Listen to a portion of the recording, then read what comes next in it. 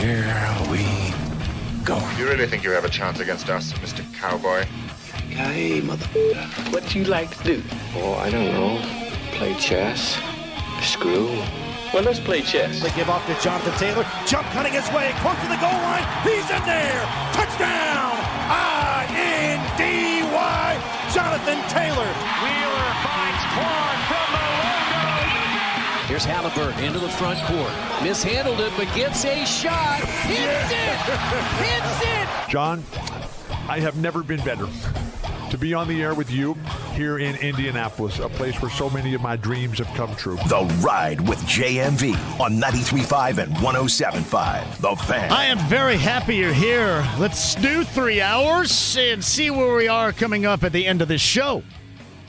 Guys, good to go. A busy week. I know that it's a Colts bye week, but it doesn't matter. This is a much different Colts bye week. You have a team that's 8-2. And I kind of wonder, I'll use this moment, this Tuesday of the bye week, to ask you a very simple question. And I'm talking to the fan base here. I'm not just talking to some, average national jackass, but I'm talking to the fan base here. Do you believe in this at 8-2? Do you believe in the 8-2 level?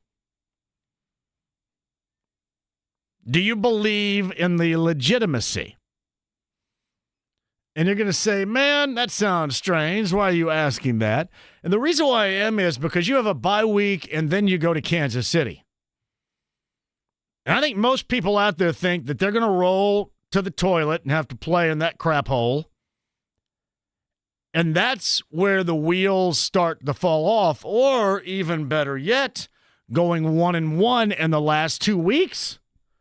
Some would suggest that maybe they lost a lug nut and you got a wobbly wheel. Yeah, enough of the mechanical stuff here, but you know what I mean. And it all falls in line with whether or not you believe in who this team is at 8-2. And I do know ultimately they're 8-2. They position themselves in a fantastic spot. But I want you to set that aside for a moment and just give me a fraction of honesty as to whether or not you believe this team being as good as their 8-2, a legitimate AFC threat. I think that's one hell of a bye week angle because it's weird. Sometimes it doesn't feel like that you do. Sometimes it feels like that you're waiting for, I'm sorry, I got to go back to the mechanical analogy here. You're waiting for another lug nut to pop off.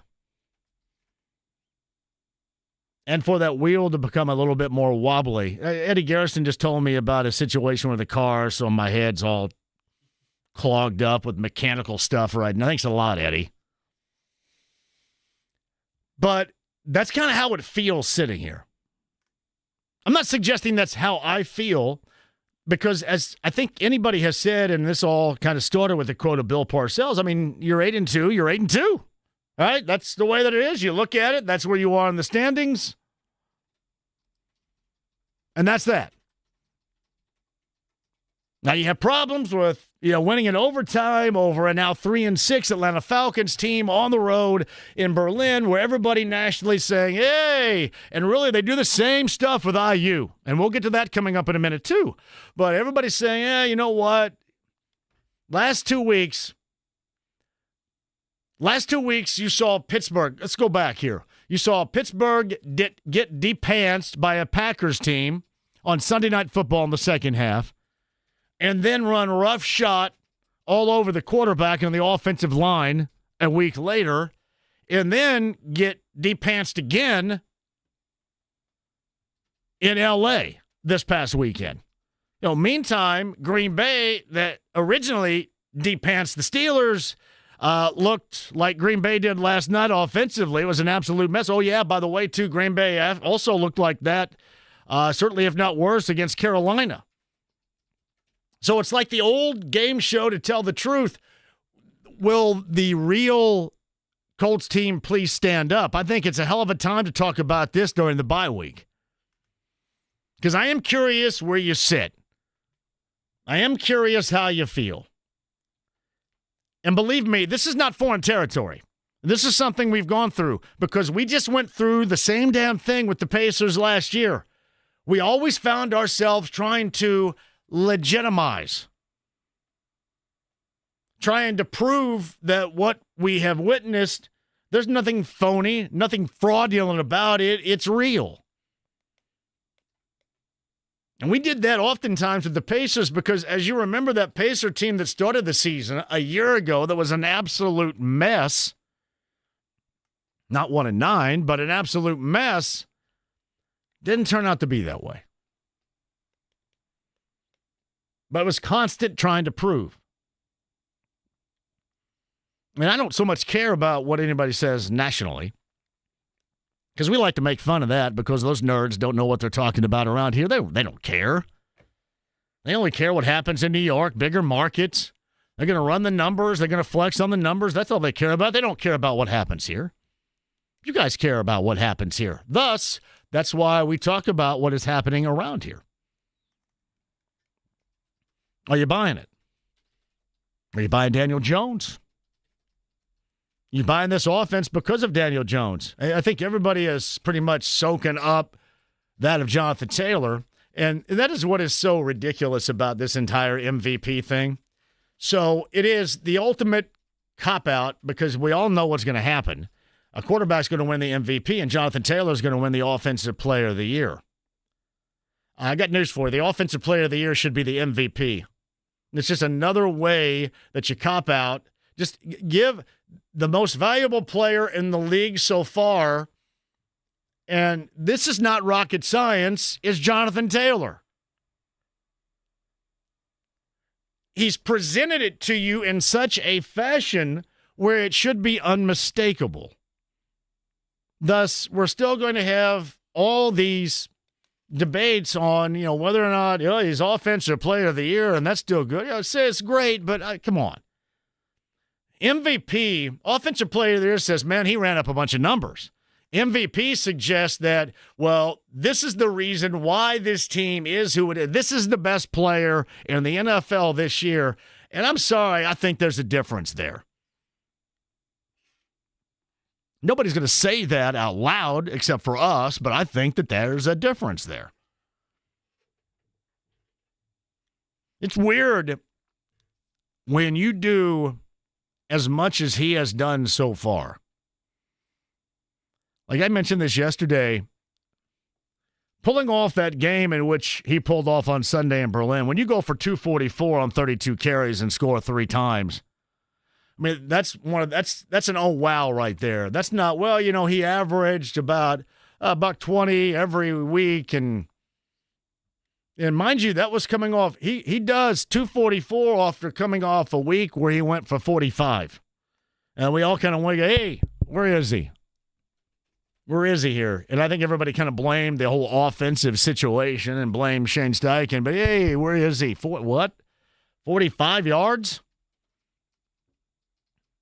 See, I would really hate for them to double back and then magnify that Pittsburgh game and go, well, this is the reason why. Because I think we all truly understand the reason why. But there is a little bit more to the story here in terms of the Colts and in terms of this team being 8-2 and us constantly trying to legitimize what they've accomplished up until the bye week. We're going into November, mid-November, once they reemerge in Kansas City, coming up the week after this, and that's going to be the ultimate test. And I know that there are more than just a few out there locally that are Colts fans that are also kind of waiting on that. You're waiting on, and not even so much the rest of the season where everybody has talked about how the competition, how everything kind of amps up schedule strength-wise. But I don't think it's just to be able to prove that to everybody else and to sustain if you're the Colts, but I think there are some people around here that also need to see that proof. James, what is the number in Vegas as we sit here right now? We look a week ahead. Because I believe the Colts are getting a lot of points in that. Is it like the Colts plus 9.5? Is that accurate? The Vegas number right now going into next week, which will be week 12, coming off a bye week. I handed that to James. I go, hey, here's this grenade, James. Go ahead. By the way, yeah, happy Veterans Day to everybody out there, too. I did want to say that. I want to give a shout-out because he's a Facebook friend, one of the toughest dudes, and we were friends, but he was a couple of grades in front of me at Eastern. He was one of my all-time favorite third basemen because he was just a badass dude, and you knew once he joined – I think he was in the Air Force, but he certainly was in the military, and he went overseas. He was in Desert Storm. His name is Johnny Mitchell, and I think about him on days like today like I do about all our veterans out there, because you always ask the question, where would we be without that? And I always want to thank my good friend Johnny Mitchell down in Greene County, because he was a badass before he ever stepped foot into the military, and he got to be even more of a badass. I was always in awe. He just was one of those like country fed dudes who was nice as hell, but if he was called upon, would kick a little bit of ass. We all know those guys. Happy Veterans Day to everybody out there. James, what's that number? Well, FanDuel does not have anything posted yet for Colts KC, but the spread on oddschecker.com, yes, which I have no idea how reputable this is, but it says Colts plus 4.5. 4.5. Somebody said it was 9.5 a little bit earlier. Is it not 9.5? Anyway, I think where I'm going with this still applies, even with that particular lofty number. 9.5, 4.5, whatever, there is still a believability factor coming up in KC the week after this. Now, they're 8-2. I just look at where they're positioned, and they have to do some high-level screwing up to mess this up.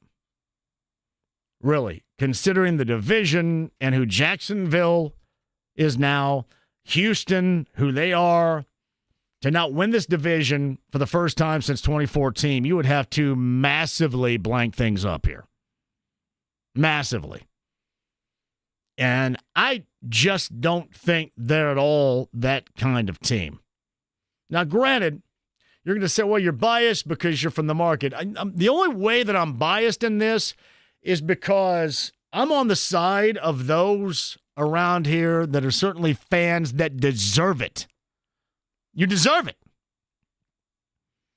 With your disposable income, going to games, parking, buying gear, advertisers deserve it. You guys deserve it. So that's where I'm out in front. You got a new number for me, James? You're looking at me strange. VegasInsider.com does have it. Colts plus 9.5. There you go. Thank you for solidifying the argument. And what's interesting about this is I think most people feel the same about the Colts right now as you feel about the Indiana Hoosier football program. I mean, you've created where you are. You've created this spot. But then most people nationally simply do not and will not want to believe it. And who cares how close the game was won in Happy Valley? It's funny. You have to always put up any new resume against those old grandfathered-in programs. Penn State certainly is a grandfathered-in program. Penn State in the first half against Ohio State gave them a run. That was on the road in Columbus. Penn State stepped up late to put IU's situation in jeopardy this past Saturday, and then IU, as Kurt Cignetti suggested after the game, refused to lose. There's something to be said about that. It's not always, well, they played down to the competition. Sometimes your competition plays up in certain moments of the game, which we saw the Nittany Lions do in the second half, and then all of a sudden, IU was kind of floating through the second half. They came up with the drive of the year, and I don't care if that's against Penn State, Kennesaw State, Oregon, Ohio State, it does not matter. It was necessary for survival. And that's what they did. And oftentimes, if you're just in the it's one way or the other mode, you lose sight of that. And that's always important. It's weird because we live in this world where everybody says, well, in the NFL or in football, it's a week-to-week thing. Well, it's also series to series. It's quarter to quarter. It's half to half. It's game to game. It's exactly what you saw on Saturday. And you saw a team that could have just faded. I mean, think about that. They go out to that final drive, and they take a sack on the first play. They hadn't moved the ball for anything in the second half. And then all of a sudden, they pick it up. There's a reason behind Fernando Mendoza getting all the love right now. He has guided an undefeated, a new to the elite level national college football scene to a second ranking. And they're just going to be some of those from the grandfather programs, which are many out there that simply aren't going to believe it. And who knows how it's all going to shake out. But again, much like the Colts, IU, you have positioned yourself as best as you can. But it's constantly trying to prove who you are. IU Wisconsin coming up this weekend. I'm going to be in Bloomington coming up on Thursday. Shout out to the Upstairs Pub. For those of you that have asked, my mom was thinking about, she's 80, making her first appearance. That's a lot for me to shoulder, by the way. Her first appearance all time at a live show. I think she has been to a Bullseye event way back when. But she's never seen me, and you guys have seen me on a Thursday afternoon. It's choice. She's never seen me in that environment. She's concerned about walking upstairs. But the good folks at the Upstairs Pub says, you know what? If you bring your mom to this event, if she shows up, we'll take her picture and put her on the Wall of Fame. And I think that's going to be worth all that will have to be shouldered, all that will have to be juggled for that event. And I was just telling Jeff Rickard in the hallway, I think I was telling Todd Meyer this too. I'm going to get her all amped up, all wired, all wound up too, so we can hear her in the background yelling at me. Because you guys think you disagree with a lot of things I say. There's nobody in the world that she disagrees with everything I say. Like I'll be home later on tonight and we'll have to have a sports debate. Everything. She goes, So, and there's always, when you have live shows, sometimes you'll say something and somebody in the background will be very vocal about their disapproval of what you're saying. Well, you're really going to hear that on Thursday if this happens. So I'm trying. There's going to be a lot. There's going to be a lot of juggling going on. Because this is not one thing where I go, hey, can you go ahead and ride herd? Can you keep track for a moment? But I can't wait. And a shout out to the Upstairs Pub. They have been incredibly supportive. And I cannot wait to go to Kirkwood and Bloomington for this coming up on Thursday. I will tell you as well, I have placed the so-called bat signal out to anybody and everybody in Bloomington. Not just friends of mine, people that I know, people that live in and around Monroe County, people that can make it, but also to the basketball and the football team. So if they want to come by, I'd love to see them. And we'll make time. Me and Brent Halverson. We shall make time for you coming up on Thursday. Somebody had mentioned a little bit earlier, because I had talked about, well, I'll be down there at IU and all this, and, occasionally you'll get some, how should I put it, butt-hurtedness. Well, what about Butler and what about Notre Dame? Well, I mean, Notre Dame's covered nationally. I don't really need to do a lot here. I know you guys, some around like Kevin Bowen gets a sports arousal out of it, and that's great, and Kevin Bowen covers it for you, too. I'm sure that I would if you wanted me to. Butler, we do. But we are going to be in Bloomington, so the dynamic will be a little bit different. If I were over by Butler's campus doing something like I was at the Bulldog, and I'm rocking the Bulldog shirt right now, by the way. Shout out to Dave and my friends over the Bulldog. What a hellaciously awesome time we had on Thursday. But, yeah, it will probably be, besides our normal Week 11 picks and, the samples with Brent flowing and all that, it will probably be a very IU-angled audience. And it's the way that it is. Here's the one thing we do, though, and you know this to be true if you've been out to a live show. I am down to have fun no matter where it is. You can be the biggest fart-knocking curmudgeon in the world, but I'm going to make you have some fun. Yeah, I don't care how turd in the punch bowl you might be in your existence. We're going to clean you up, and we're going to have some fun with you. That's just the way that I am. That's the way that I've always been, and when I go down, I am going to go down swinging, having fun, and that's the way that it is. Bloomington Kirkwood, we're at the Upstairs Pub on Larceny Bourbon Locks, Luna Azul Tequila Shots Thursday.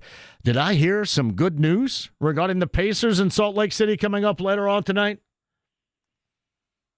TJ McConnell, listen, anybody back right now I would take. Especially, I have missed TJ McConnell so.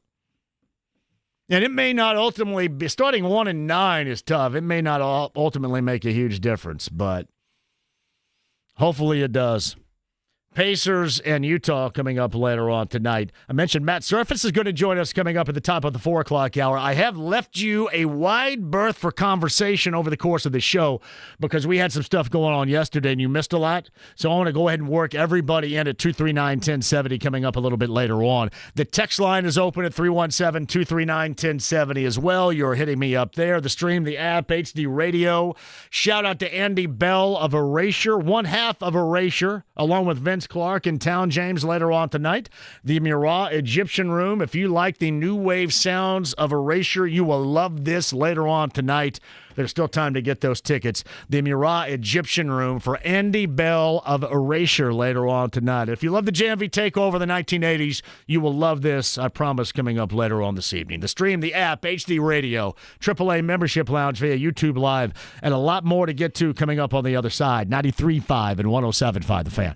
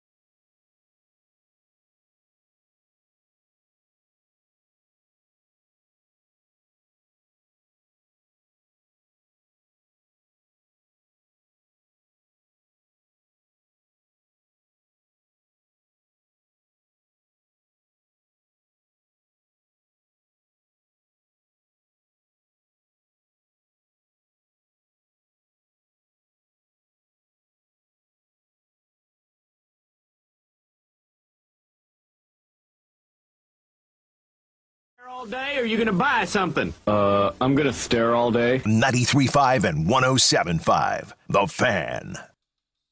Some questions at the beginning of the show that I want answered from you. Matt Surface, former IU linebacker, is going to join us coming up at the top of the hour.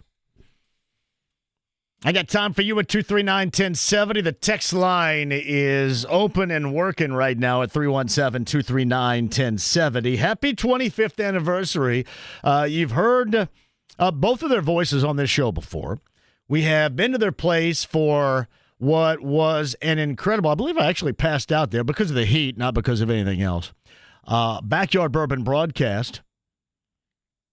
And this was maybe 3 or 4 years ago, maybe 4 years ago.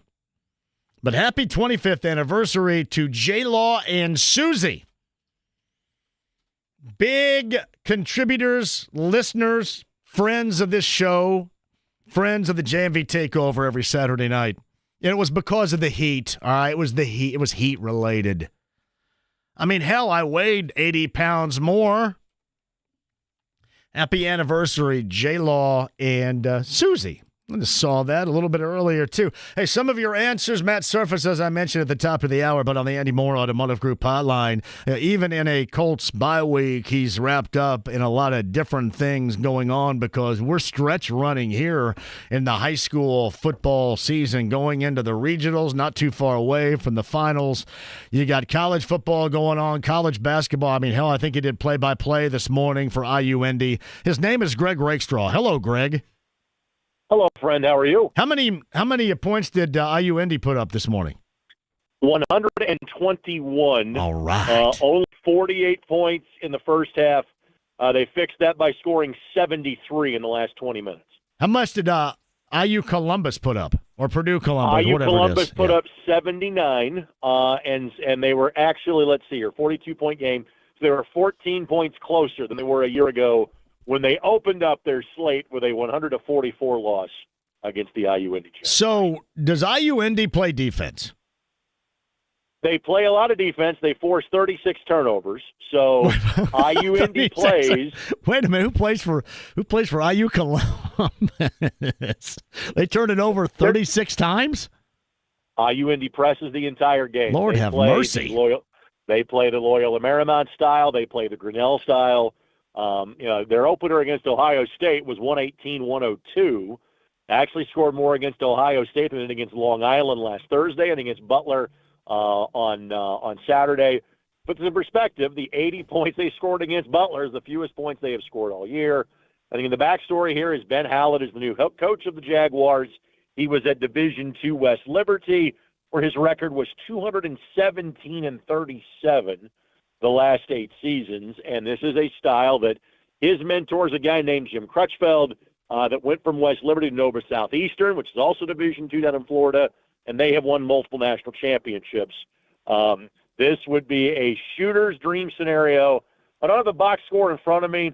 I think IU Indy went 13 of 45 from three-point range in today's game. Let me tell you this. So they will be nothing if not interesting all year long, John. I believe I have eligibility left. That excites me a great deal. Now, I am curious, did IU Columbus, did they flash anybody on that press to the center of the floor and make him available? Did they have press breaker? They had press breaker on the entire time?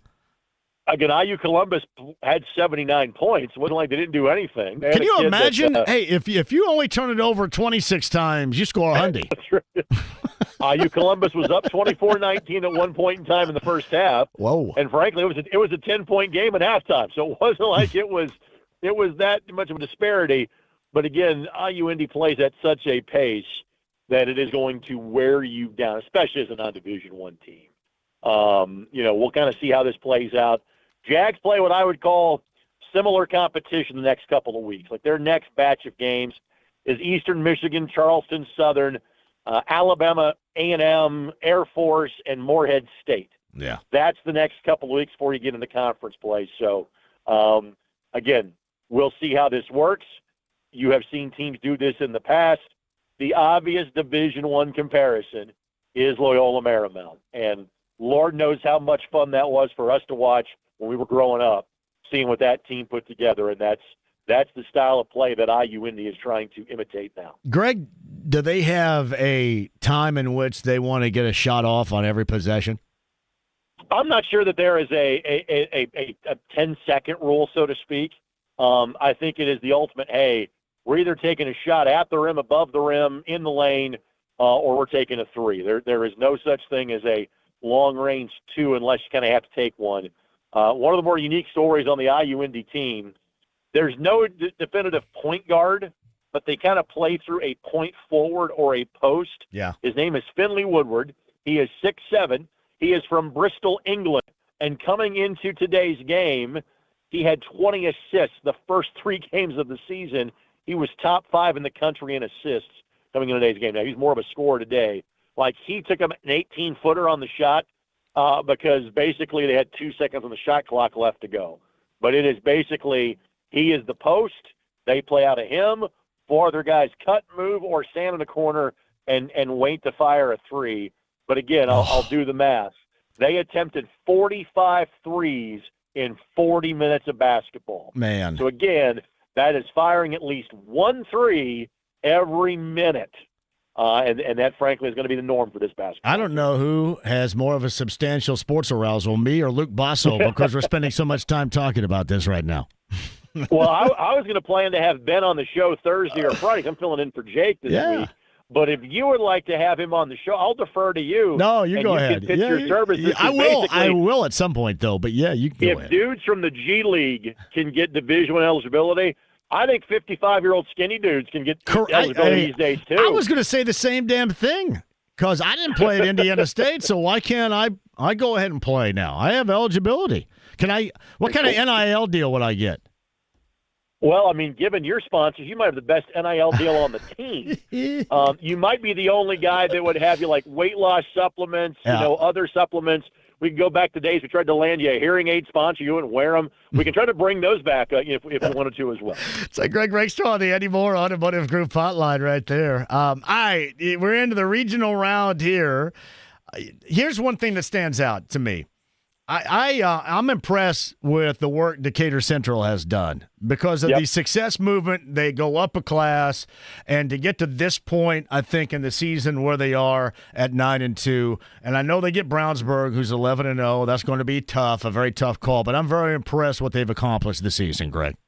And again, they've got multiple Division I kids, and I do think they were helped playing Lawrence Central, not Lawrence North. But frankly, I think if they had been competitive with them, they are a really good team, and Conrad's done a great job building on what Justin Dixon, who's now not even the AD, he's further up the food chain at Decatur Township. But this is a school that has emphasized football over the last 10 or 15 years, and you see it in terms of the results. So absolutely a shout-out to D.C., and they will be competitive with Brownsburg. Brownsburg is really solid on both sides of the ball. But I expect D.C. to give them a game coming up this weekend. No doubt about that. Little jump pass going on. How about Westfield and Fishers coming up this weekend? And the jump pass call was outstanding.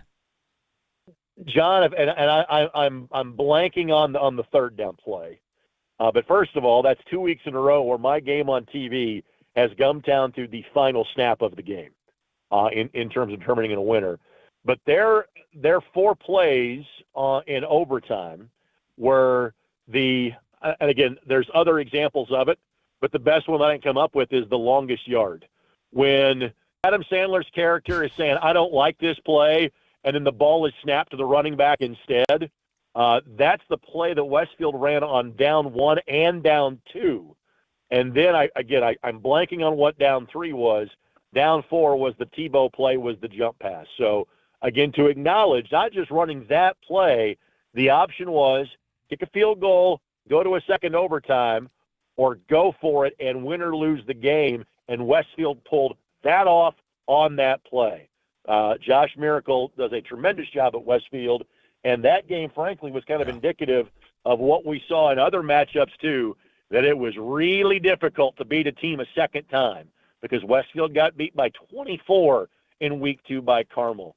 Roncalli, I want to say that was a 42-point reversal from Week 3 when Chittard beat them by 22, and Roncalli beat Chittard by 20 points.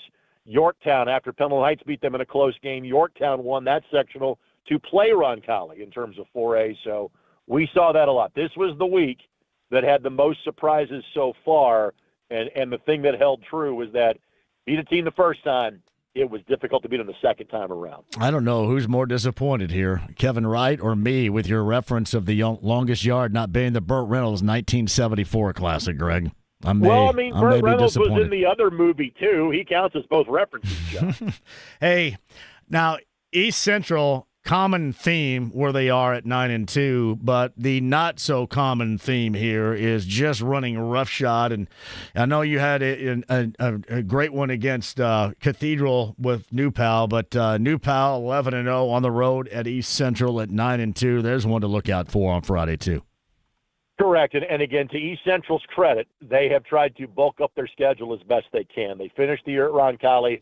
They actually took a one-year deal and came up to LN and played them in week 3, held the ball in a typical fashion. Opening drive, they went wing T, 11 minutes, held the ball and scored. Didn't score again. My guess would be is that New Pal wins this one. New Pal beating Cathedral, not a surprise. Maybe that game was a little closer than it was anticipated.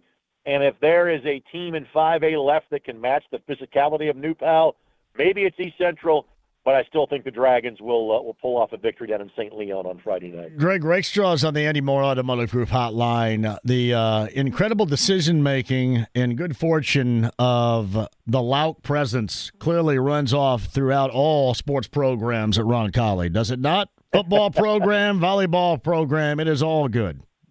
Girls basketball program, it's all good. So there's David, that is the softball coach, who's got a couple of state championship rings of his own accord, and the AD.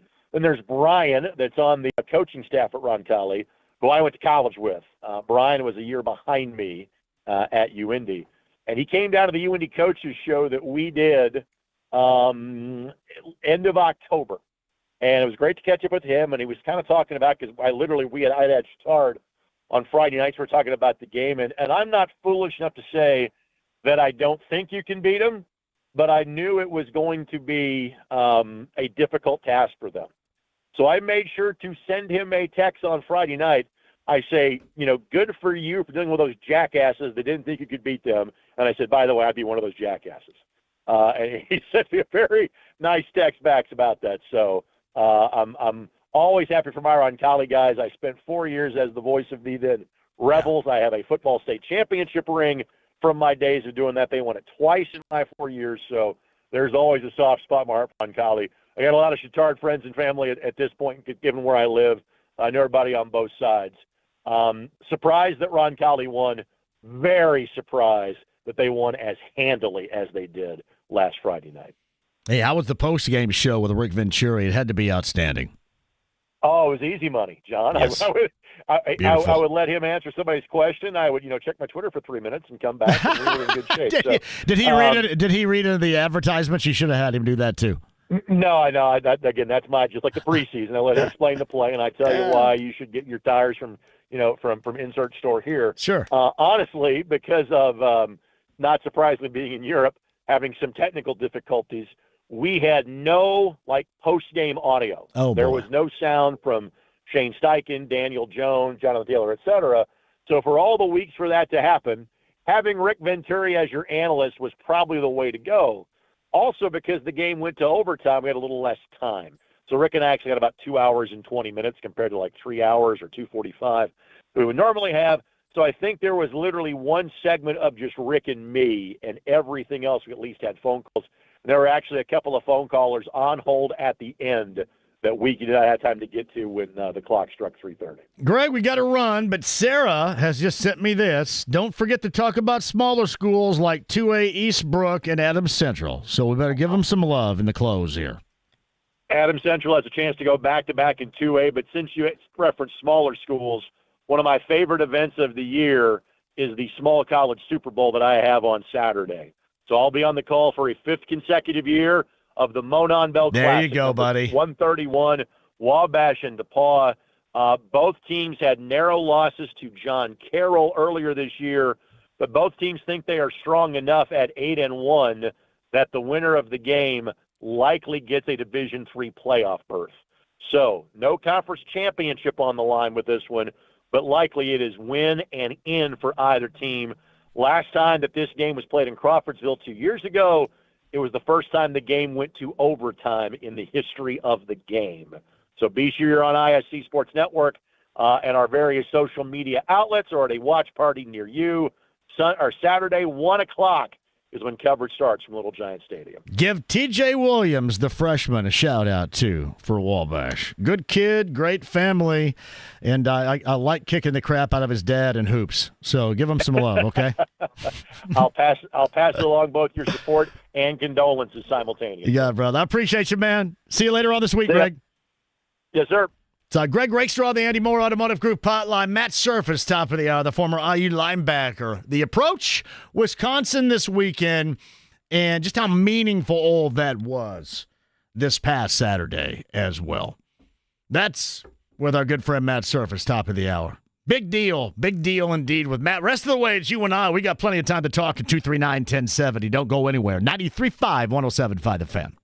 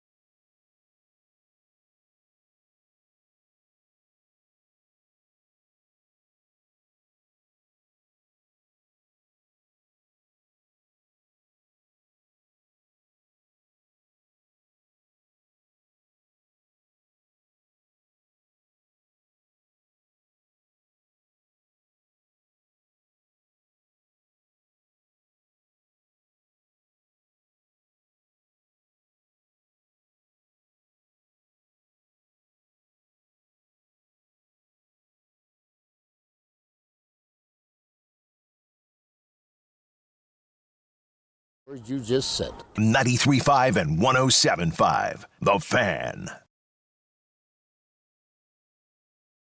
Greg Rakestraw, welcome back. Podcast with Greg, 1075thefan.com. I was just checking my eligibility remaining. 55? Seriously, I'll stand. On a wing, right and left wing, I shoot like 57%. I'm comfortable there. Got a little time left. Especially, I know this the defensive thing going full court may put a little bit of pressure on me, but I'm all good. Probably have a little bit of eligibility left. Win Schuler's spread ability is across central Indiana, and you know this to be true. Elite level snacking is just a visit away for you. Neiman's Harvest Market, Meyer locations, Gordon's Food Service, original sharp cheddar, bacon and cheddar, and jalapeno pepper. That is Win Schuler's spreadability. Crackers, chips, even anything. We'll get back to grilling coming up at the end of this week. Yeah, last 2 days grilling, not so good. End of this week, yes, slept out on a burger. Thank me later. Spreadability of Win Schuler's for the football season and the fall of 2025. Todd writes this. I think I've passed out at the Foo Bar Lounge as well before. Shout out to Todd for that. JMV, Ballard is like Rocky giving this speech at the end of the fight in Russia. Quote, if I can change, then you can change. Yeah, that was something. I still say some of you, like, it doesn't matter to me. And I know back in January I said, hey, you got to jettison everybody. This is over. It's done. After last year's disappointment. However, while you're in it, go with it. And I'll give you a great example here. I'm not somebody that wants to see things go haywire so my point or my take can come true. That is absolute pure level, no matter you're talking about digital, online, radio, TV. That is high-level jackassery. That's not even having a take. That's just being a jackass. So just because I felt that way in January, they're 8-2 now. I want to see them ride this thing as long as you possibly can. I want to have some fun. I want to have some fun with this. 8-2 has been fun so far.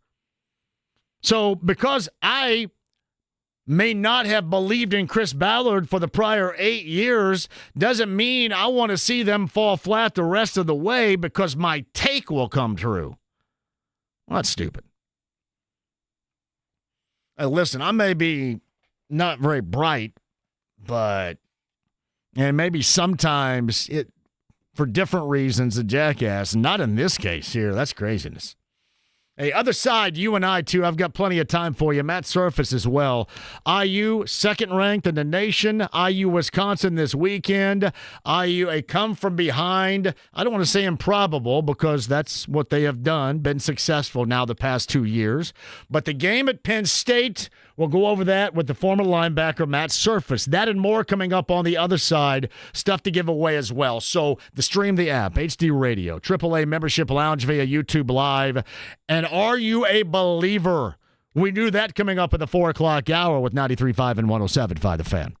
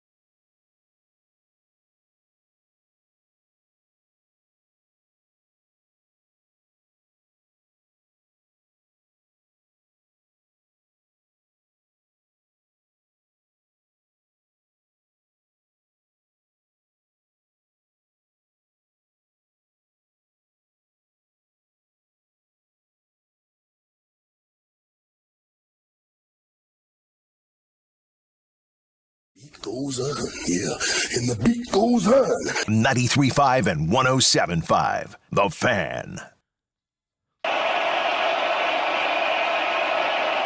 Mendoza in trouble.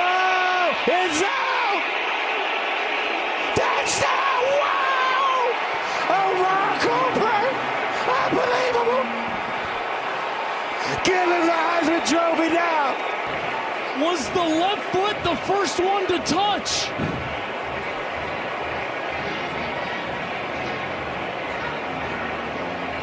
Oh my goodness, it's a touchdown. Oh my gosh! He caught it! Ruling on the field is upheld. Touchdown. Unbelievable drive. Unbelievable touchdown pass. Gus Johnson, Joe Klatt from Fox on Saturday. This is like twofold right here, and I'll get back into this once we bring Matt Surface onto the show and then bail with him. But Gus Johnson has received, and I think he does in general, right? Has received a lot of blowback, a lot of negativity about that call. I'm curious how many, and especially since I'm speaking to IU fans, the IU fan base right here. And believe this, I know Don Fisher is state of the art, my good friend Don Fisher always. But the reason why I bring this up is because, again, nationally, people have been taking Gus Johnson to task for ruining that moment. I will tell you this. I think that it is whatever side you're actually on in this case. I think IU fans, for the most part, loved it. Loved the television call of it. The lost voice, they give Mendoza the Heisman, all of it, because their team won. Now, on the other hand, if you're anti-IU, if you're non-believer in IU, if you don't want them infiltrating the elite level of college football again this season, then maybe you feel differently. Or maybe you're just not down with the screaming and the yelling and the loss of the voice. But I'm curious about that because his hometown is Detroit, Michigan, and I saw it where somebody there really took him to task over that call. And a couple of others have also described him as ruining the moment. I didn't feel it that way, but again, it was so awesome. I didn't really think about it, I guess. It's curious. Back to that in a second, but on the Andy Moore Automotive Group hotline, incredibly excited. And I'm assuming he is going to be paying a lot of money coming up this weekend to go hang out down in Bloomington in front of the Wisconsin game. It's the former linebacker of IU, the former defensive player and friend of this show, Matt Surface, joins us now. Hello, Matt. JMV, how are you? Were you a fan of that call or not a fan of that call? I mean, I got to be honest with you. I didn't even hear the call until we went back and replayed the just to see it. Because, I mean, quite frankly, anybody I was watching it with was jumping around yelling and didn't even hear the call. So, but then after going back and listening, look, man, I got no problem with it. It sounded like he was just sharing his emotions at the time. I'll say this about Gus, though. I used to love it when he called college basketball games about a decade ago. And I think he got a lot of clout and started going up the chain on events because he did make games pretty exciting. But I feel like it's almost jumped the shark because he does it he tries to do it throughout the entire game when maybe the moment doesn't call for that. So that's just my opinion. So that kind of backs up my point of it normally just depends on really what side you're on here, right? Yeah, I mean, you didn't hear it because you're all screaming and yelling and having fun, but you're not been out of shape about it because it doesn't matter to you that much because your team won and your team is ranked second and all. Now, had you lost and that had been Penn State on the other hand, and maybe things are different. Oh, right? yeah. I'd have been calling him a Penn State homer for sure, like I've done when he's called the Ohio State games. Yeah. So I'm just kind of curious, and I think if there is the biggest criticism of Gus Johnson now, it is that he makes, like, he tries to make the ultimate moments out of moments that may not be the ultimate. I'm not downplaying that moment on Saturday in Happy Valley whatsoever. But, you know, when you're talking about a game in November or a game in September or October, and you kind of do that in the same light as you might a national championship game or a conference championship game, I think that's where people really do kind of get off the rails with his calls.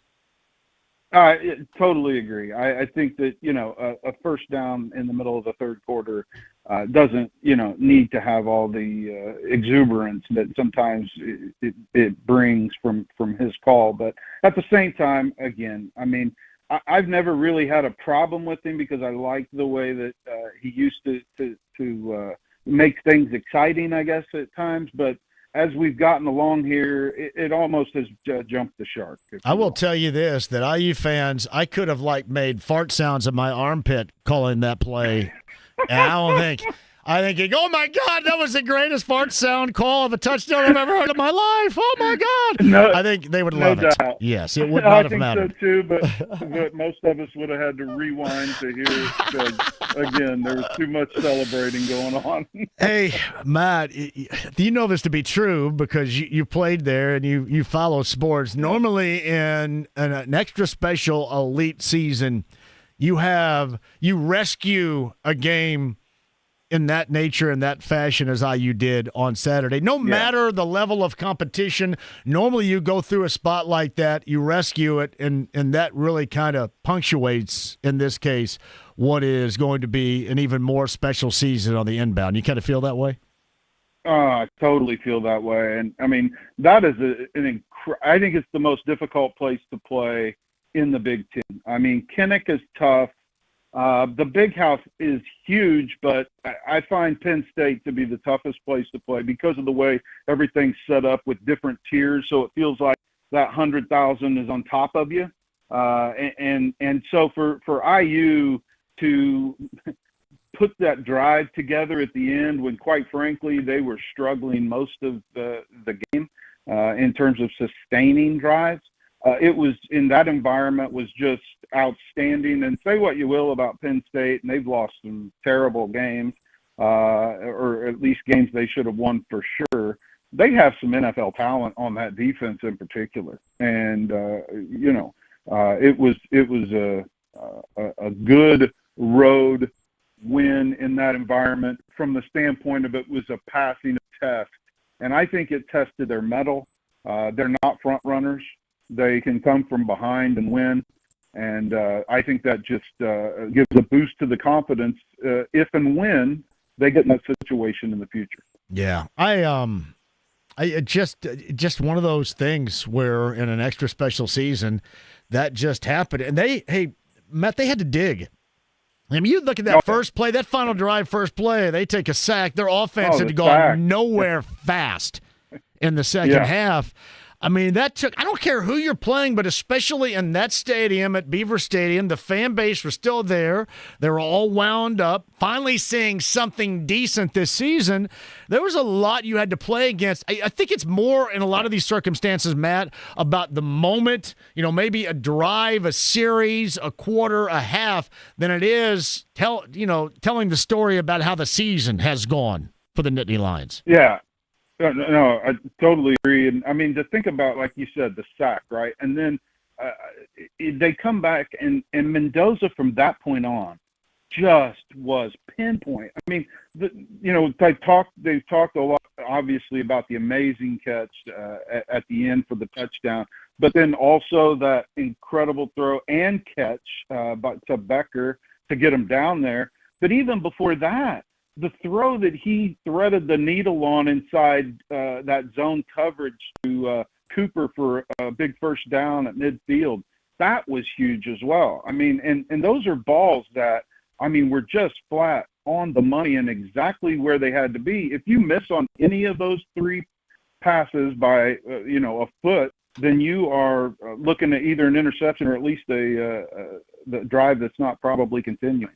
It's one thing about that game too. There was no Surratt, and that certainly is a big deal because you can always count on him But let's give a shout to the local product at LN, and I had him on a couple of weeks ago, and we talked about his basketball prowess while in high school and certainly what he's done and how he ended up. It's interesting. They get Wisconsin this weekend, and Omar Cooper Jr., I think it was the Wisconsin game going back to the season, he felt that he was going to leave when they were making that coaching change. Thus, he got injured, I think, in a Wisconsin game, and then that was the reason why he came back, and now it's all kind of come together, I guess, for a really good reason for him. But it was great to see him have that particular moment, Matt, on Saturday afternoon.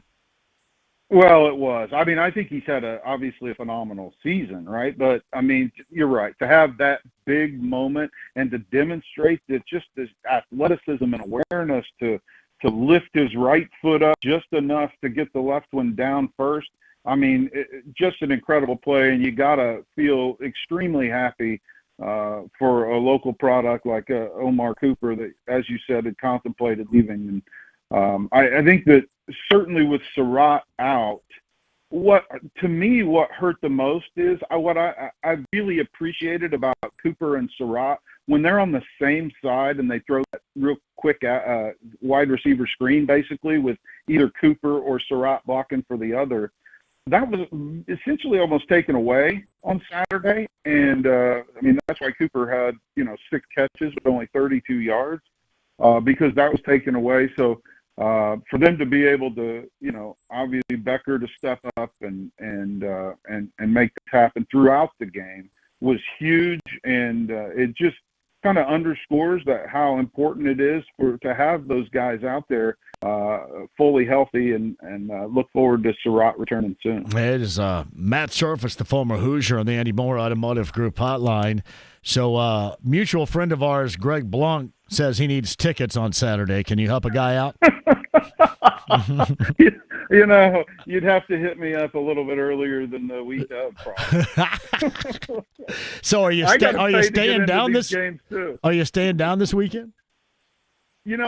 Ironically, my daughter is the recruiting coordinator for the University of Tennessee, so I'm actually going to Knoxville because I feel like the Hoosiers got this one under control. Oh, okay. Oh, you're going to Knoxville because I'm at the Upstairs Pub on Thursday. How about that? Oh man, that's awesome. Man, it's going to be awesome. That is a fantastic place, and I used to hang out there a little bit.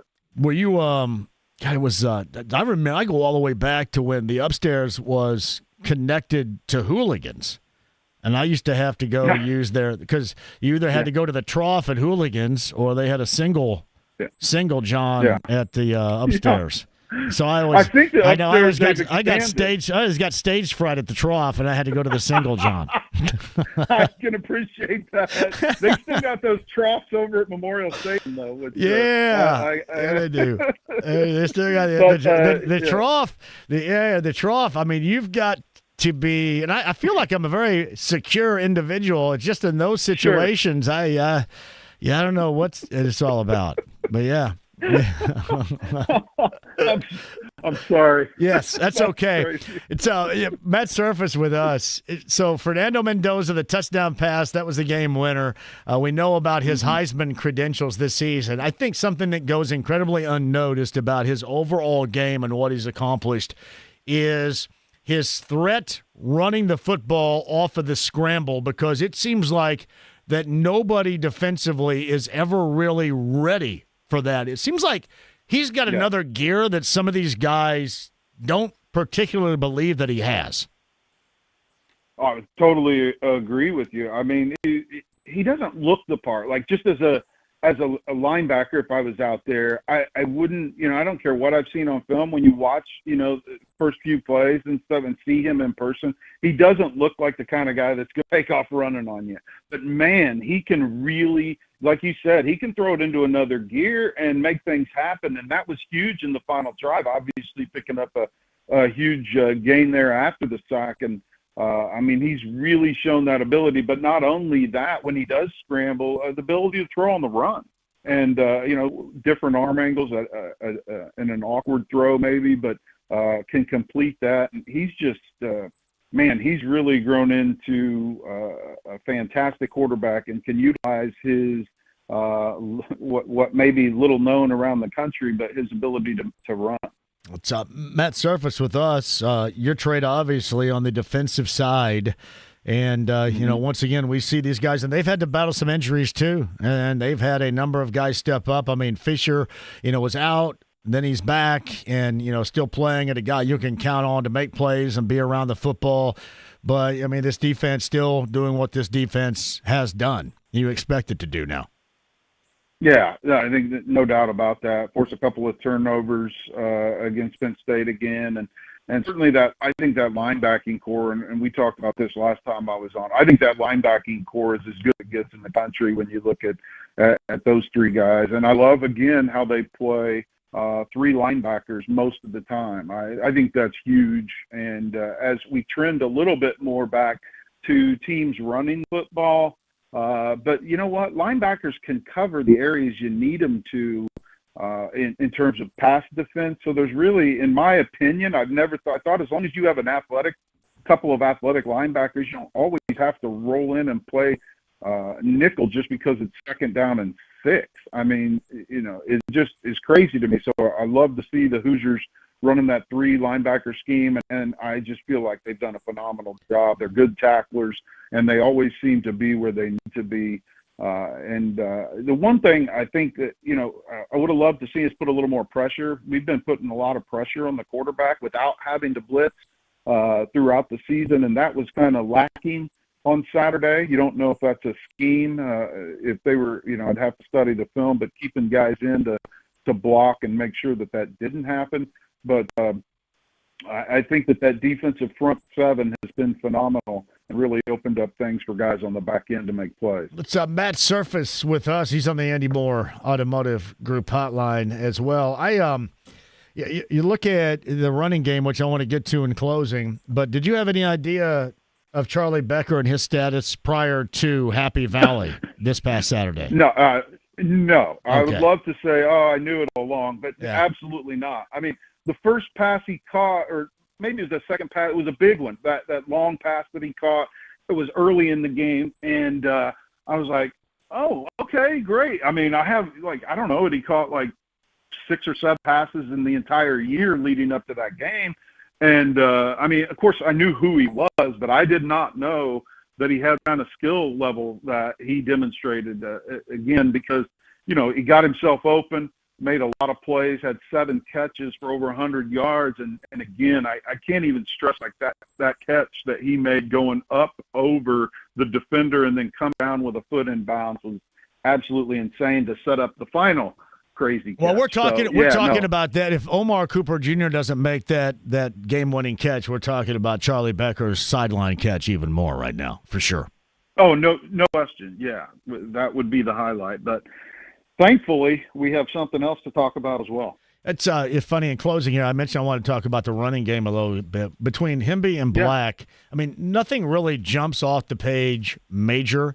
But I think a lot of these analysts that have talked up IU this season, and I especially Klatt, I think we've had Klatt from Fox a couple of different times, always talks about how they constantly fall forward. They get more than it looks like they're getting. Does that make sense? Yeah, it makes sense because I remember trying to tackle Michael Houston, and that's the same way it would be. Not that those guys are exactly very similar to Mike, but I'm just saying a back that constantly is falling forward, getting positive yards after contact. And that's what I love about these guys. These guys keep their legs going. They keep spinning. They keep driving to try and get every extra yard they can and maintain, at the same point, a really good ball security. So, when you've got running backs like that are always going to give you a little lean, it sets you up for to be in good position as far as the rhythm and where the sticks are. And they've done a great job. Again, maybe Saturday wasn't super indicative because we found ourselves in third and long a little more often than we had the rest of the season. But still, those guys, you're right. Nothing jumps off the page except, to me, their attitude, the effort that they show, and the way that they get positive yards after contact. For the record, Matt Surface has no tickets for Greg this weekend because, what'd you say, he asked too late? Right. Is that why you can't ask the week of? Yeah, exactly. That's right. Yeah. Has to be previous to Monday. There's a lot. Well, you used to be able to, like, not have them and walk up to the stadium and just go in. Well, yeah. Well, that's like 3 years ago. Yeah, 3 years ago. You didn't even have to be a player to get that privilege, or former player to get that privilege. I think anybody could have. Some of the not so anymore, though. Some of the more incredible moments over so many seasons of IU football, and you live this, had been noted and been created by the other team. And this is so new and so awesome. And there is zero reason, Matt, why this can't continue, because you have the resources and you have a coach right now that has, should I say, the Midas touch in terms of personnel and what fits best his team. Is that fair to say? That's what it seems like right now. It seems that way, but I'll be honest, to me, that's almost, not that you're trying to be, but I think it's almost disparaging to the leadership and the way that Cignetti gets more out of people than others can, or others have, at least. I think that what he's done in terms of establishing a culture of winning, just straight out of the gate, when at the least likely place in college football, quite frankly, over the last few decades. It's incredible. He has had the Midas touch, but it has a lot to do with the way he goes about his business. And I could not be more excited about the resources that Scott Dolson is putting behind the football program. And, I love Scott, known him a long time, and I'm excited that he's our athletic director and, in fact, leading us in a great direction. Well, maybe Scott can get Greg some tickets. Text there him. You go. That's the guy to reach out to. We'll get Greg a room at the Super 8 there on 446, right next to Arlington Elementary. The overlook of the old quarry hole right there. I bet those rooms are going for $500. I bet. And again, you get that's a 2-night minimum. Yeah, yes, 2-night minimum. You're overlooking the old quarry hole right there. So nothing wrong with that. With concrete floors. That's a beautiful place. Yeah. Carpet was pulled up long ago, buddy. Let me tell you. Long ago. Yeah. All right. So you're you got to be back on. Sometime you got to join us out so we can do more than just this one segment. Okay. Yeah, I'll do it. I absolutely will. I look forward to it, seeing you in person and hanging out with you people. I appreciate you, buddy. Thank you. Sir. All right. Matt Surface right there, the former Hoosier on the Andy Moore Automotive Group hotline. So somebody wants to hear that Gus call again. Before you get that for me, James, I did want to read this. JMV, I love the call. Oh, check that. I'm sorry. Let me rephrase. Love the call or hate it. Gus was passionate and punctuated the moment. Screw the detractors. IU and Colts did what teams need to do with their backs against the wall. That's correct. Step up, make the play to win. Go Hoosiers and go Colts. I will also say this before we play this and go to a break, and we'll come back with your calls. We don't necessarily have to stay in that particular realm, but I just wanted to bring it up because a lot of people have asked me about it. I think that it was used in this particular response at 317-239-1070 on the text line, punctuated. I think what Gus Johnson does, he punctuates the big moments in football. And I don't find that to be an issue. In fact, I think that is the flavor of the moment, but of the future in all play-by-play sports. Am I wrong about that? I mean, you had people ripping him saying, Keith Jackson's rolling over in his grave. Keith Jackson was incredible, arguably the greatest of all time, but he was much different. Brent Musburger is much different. This is more of today. But the reason why I tell you that if you're an IU fan, you loved it. If you're not a fan of IU, if you think they're fraudulent or overrated, you hated it because that is your particular lean. He was punctuating a moment in the game, and that's been his shtick for years.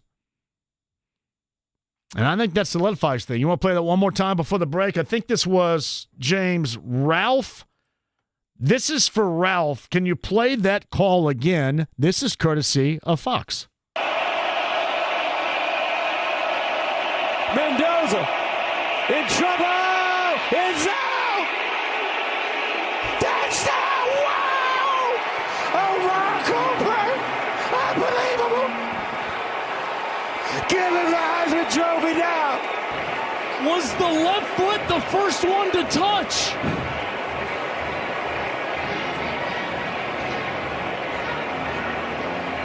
Oh my goodness, it's a touchdown. Oh my gosh! He caught it! Ruling on the field is upheld. Touchdown. Unbelievable drive. Unbelievable touchdown pass. That's Gus Johnson and Joe Klatt. And again, the point that many of criticism have been making that is way, way too over the top from the play-by-play man, Gus Johnson. I just think, and normally I'm the biggest old school, back in the day, my day's better than this day guy. But in this case, I found a great deal of excitement. In fact, I didn't even have to hear what he had to say. I didn't. It's like Don in the radio broadcast had a pause too because he was waiting on the call to be made.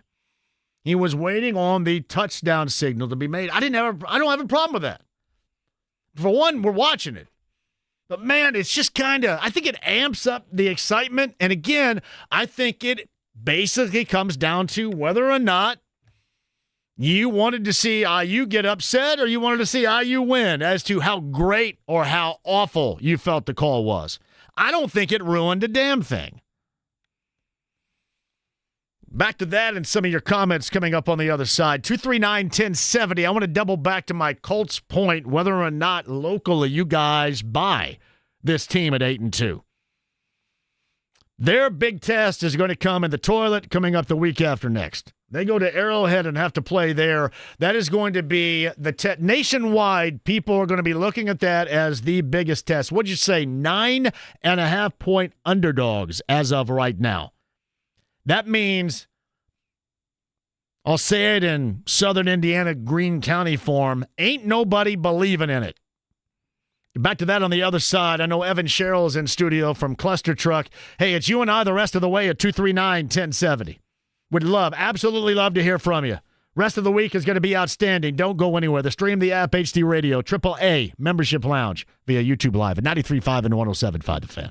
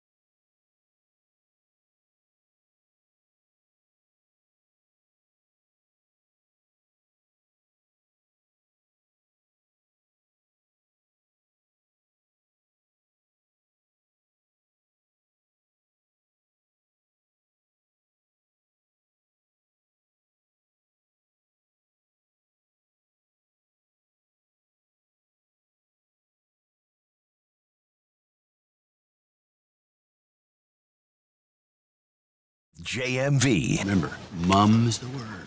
Certainly, but Mum. 93.5 and 107.5. The Fan. Oh, my goodness. Did you know that I am not at all? I think we have a 90s weekend on B105.7 this weekend, JMV Takeover. The final two before the Christmas music hiatus. I'm not a big fan of Blues Traveler. Really? Well, I'm not. This is the only song of theirs that I know. What is that, Runaround? Yeah, it's Runaround. They had like two or three more. I mean, there are a lot of Blues Traveler fans out there, a lot of John Popper fans out there. I've just never been a big fan. I don't know why. Blues Travelers never really hit me. This is just one of those songs that I remember my dad playing when I was younger. So Hook is another one from Blues Traveler right there. The hook will bring you back. James with Blues Traveler, and I probably won't play that coming up on Saturday night. Unless you request it, then I will, because you guys are the boss on Saturday night. Hey, the text line is open, 317-239-1070. Wendell, hang on. I'm going to get to Wendell actually coming up in just a second. I want to reset what we're talking about. We talked to Matt Service about IU, Wisconsin, coming up at noon on Saturday. Upstairs Pub for me on a Larceny Bourbon Locks. Luna Azul Tequila Shots Thursday. Yeah, why not everybody? And I mean everybody in Monroe County, everybody, and all you river rats over there in Spencer, just joking. Oh, hey, Edgewood, Ellettsville can come over. I think they're even going to, I've heard they're going to unlock the gates so everybody from Greene County can come up too. Thank you guys for doing that. Lawrence County, Brown County, and even from up here, because we're going to have one, I promise this, one hellaciously awesome time. Can you imagine turning loose the Brent Halverson samples, the large-scale scamples, yeah, sounds right, the large-scale samples of this crew on Thursday at the Upstairs is going to be something. Can't wait to see you guys. Plus, you may get an 80-year-old mom visit. I have not worked out the dynamics of that yet. And then I made the scissor lift comment to her, and she got all pissy at me.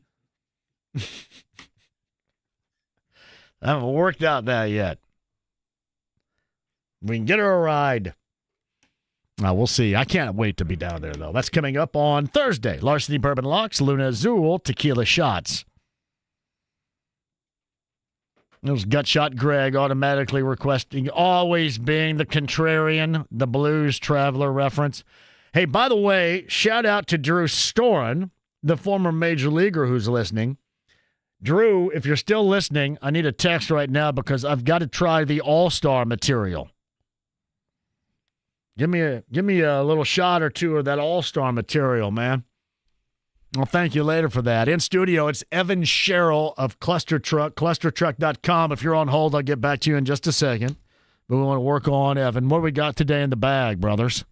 Well, of course, we got the classic salmon and roasted veggies. Yes, we do. I actually brought the John Salmon. John Salmon, I believe, was his name. The former guard for the Miami Hurricanes that played in the NBA, most notably for the 76ers. I was thinking about NBA names that would coincide with fish. I love that. John Salmon. Your brain always amazes me. How about tennis player Marty Fish?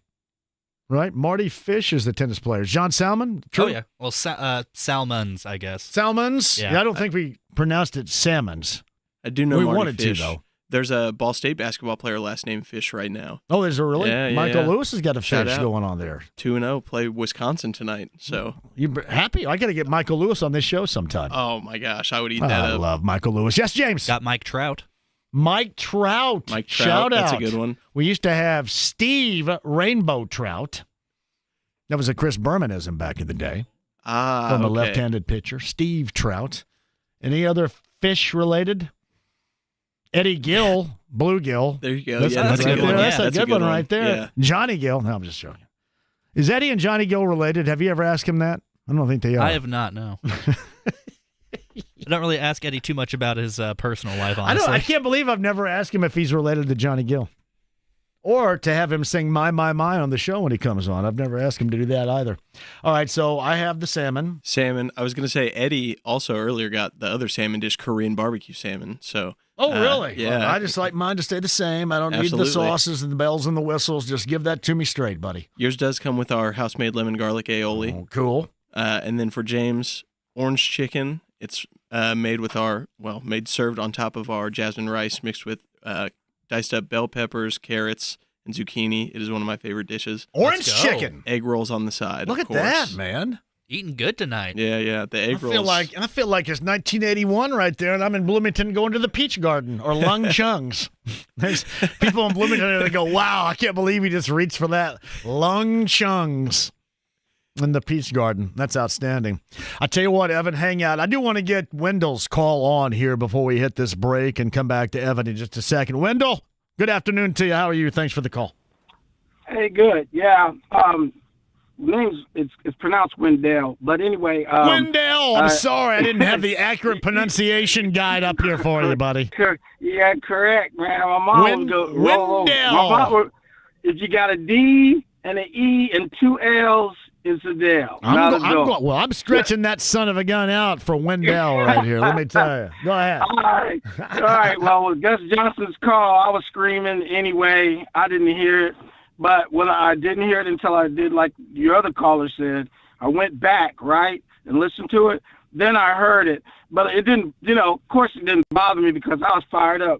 See, that's it, right? I mean, you had an IU lean, so it didn't matter. Like I said, I could have made fart sounds in my armpit and make that call. Right, and that's the greatest call of all time. That guy sounds like Vin Scully. Wow, that's great. Yeah. So, yeah. And just to defend Gus, I've seen other, broadcasts that he has, and be honest with you, I always like it when he calls games because it's not going to be boring. So everybody thinks he's over the top. I mean, if you listen to people all day long, all weekend long, you're falling asleep, But at least on his calls, there's a little liveliness. That's it. It is hit. Hey, Wendell, that's his stick, though. And people also tend to criticize when he's not himself on touchdown calls. People go, the guy sounds like he's asleep now. So, sometimes with folks that just want to be piss and moaning about something, you're not going to be able to win. So that's part of it, too. Yeah, and when Penn State scored that to go ahead, he wasn't born then either. I mean, it was – I just think that was a great catch. And I don't care who you are, if you like football, you just appreciated the whole play. So he got excited because he's a fan. So I'm okay with it. That's Wendell. I'm okay with Wendell calling the show anytime, man. Thank you. All right. Wendell is in the house. How about this one? Do you have a bass dish at Cluster Truck? Kevin Bass.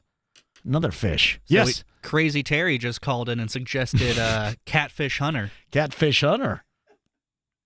No catfish, no bass. But the bass, I feel like there's a lot of last name Bass. That could be a common thread there. Yeah, I only know like two: Kevin Bass and Lance Bass. I'll right? say the guy from NSYNC. NSYNC, yeah. Okay. You know more Bass than that? Not off the top of my head, but right, I could see it being a common. See, this is always fun. The name association is fun as hell for me. I could do that all day. I think I need to have just a name association type of show.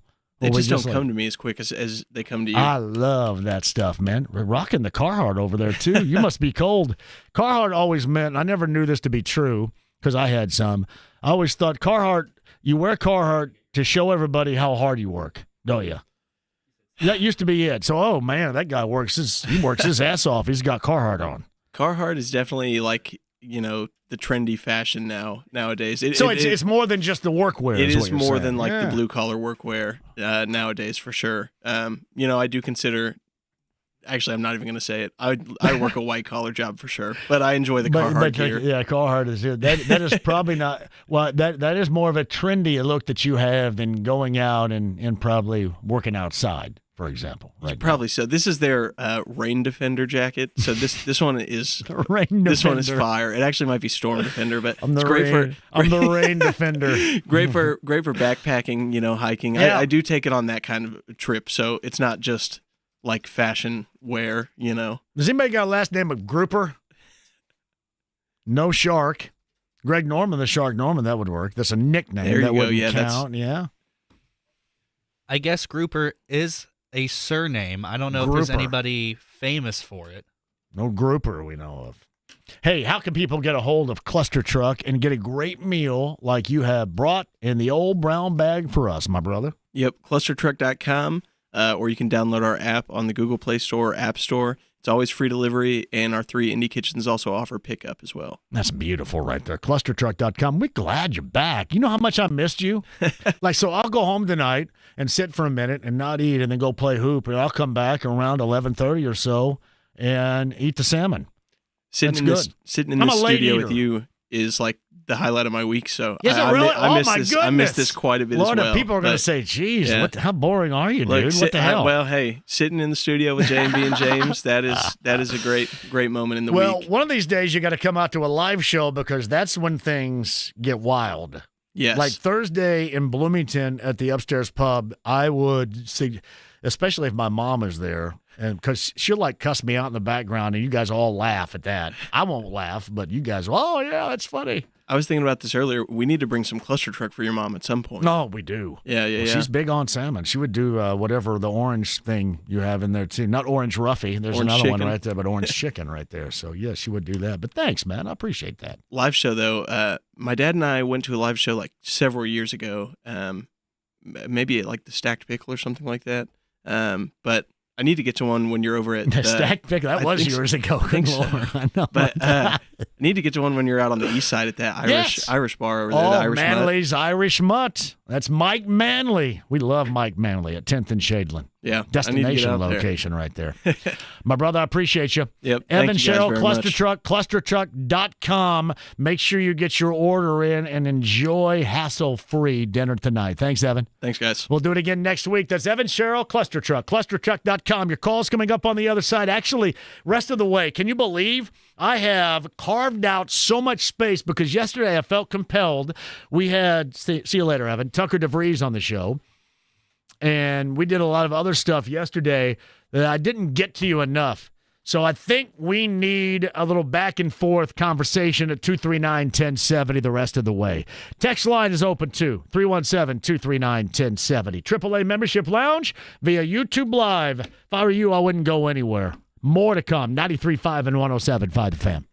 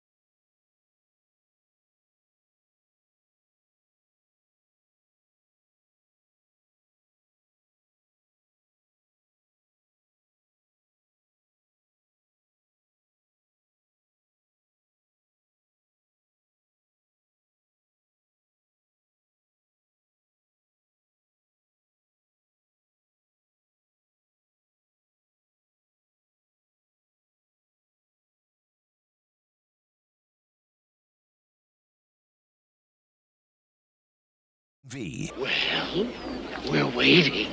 93.5 and 107.5. The Fan. Elite level snacking. And in this case, with crackers and chips, you don't have to keep them separated.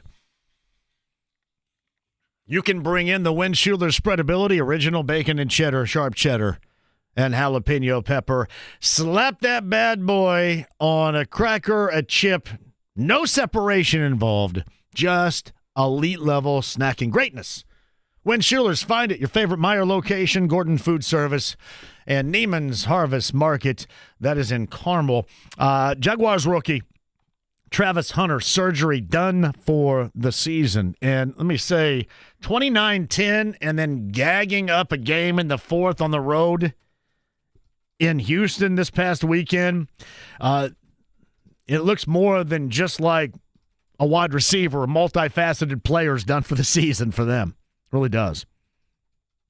Not good at all. Pacers on the road in Utah. Hey, I did want to remind you that I'm going to be taking over for Jake at 2 o'clock tomorrow. So 4 hours of me. So get ready. I know you guys are getting the ultimate radio/sports arousal right here, but 4 hours tomorrow, I'll take over for Jake, who's got a flight and getting out of town coming up at 2 o'clock tomorrow. So 2 o'clock start for me on Query and Company. I'll call it as such, as I should, coming up tomorrow, beginning at 2 o'clock. Are you a believer in the Colts, or do you need more evidence, specifically after the bye week in Kansas City? Do you need more evidence, or does 8-2 to the bye week at this point, does it speak volumes for you? Get back to that. The Gus Johnson call, IU Wisconsin this weekend, and some college hoop, and the Pacers may be getting revitalized with some new names. One in particular, a little bit later on tonight in Salt Lake City. That and more, 5 o'clock hour at 239-1070. Ready to hear from you. The text line, 317-239-1070 as well. AAA Membership Lounge, YouTube Live. Hello to everybody. It's 93.5, 107.5, The Fan.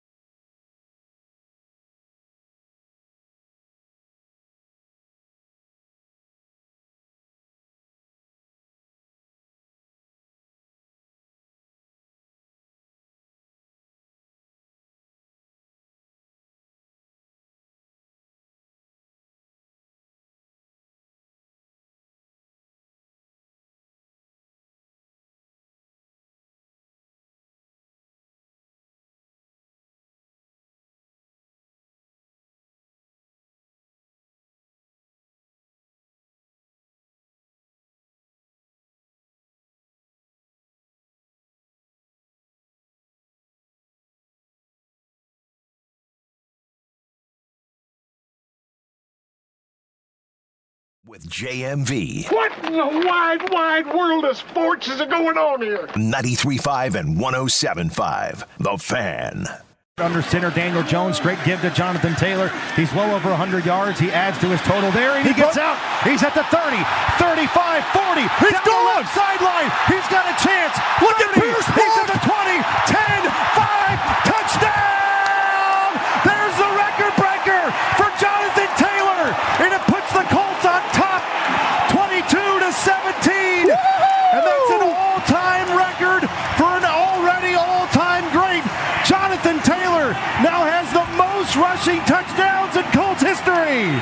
That's Matt Taylor and Joe Rice with the woohoo on Sunday morning local time in Berlin with the Colts overtime win over the Falcons, 31-25. Bye week for the Colts in Kansas City coming up a week from Sunday. I want to mention this as well regarding the Colts and where they are. And where they are right now at 8-2, to me, it's solidified because, as everybody says, I mean, you are who you are, blah blah blah, whatever.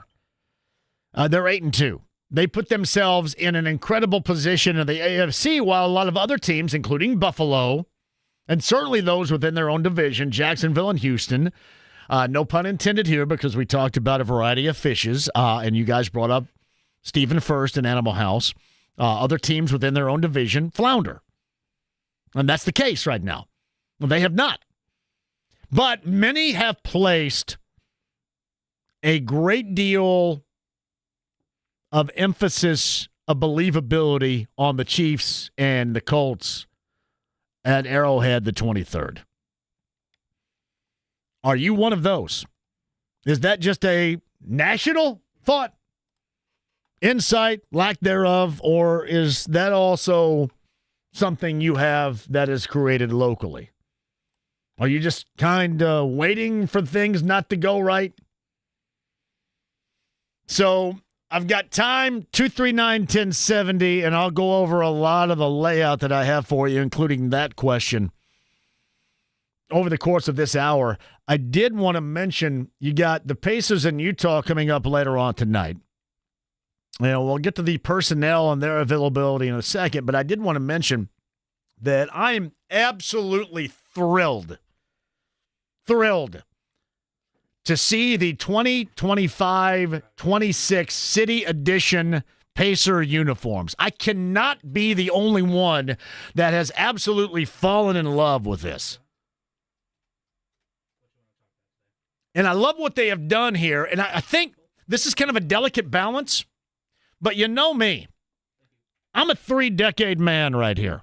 The JMV Takeover is a 3-decade show. I'm a 3-decade dude. 70s, 80s, and 90s. I'm also, as you well know, a remix dude.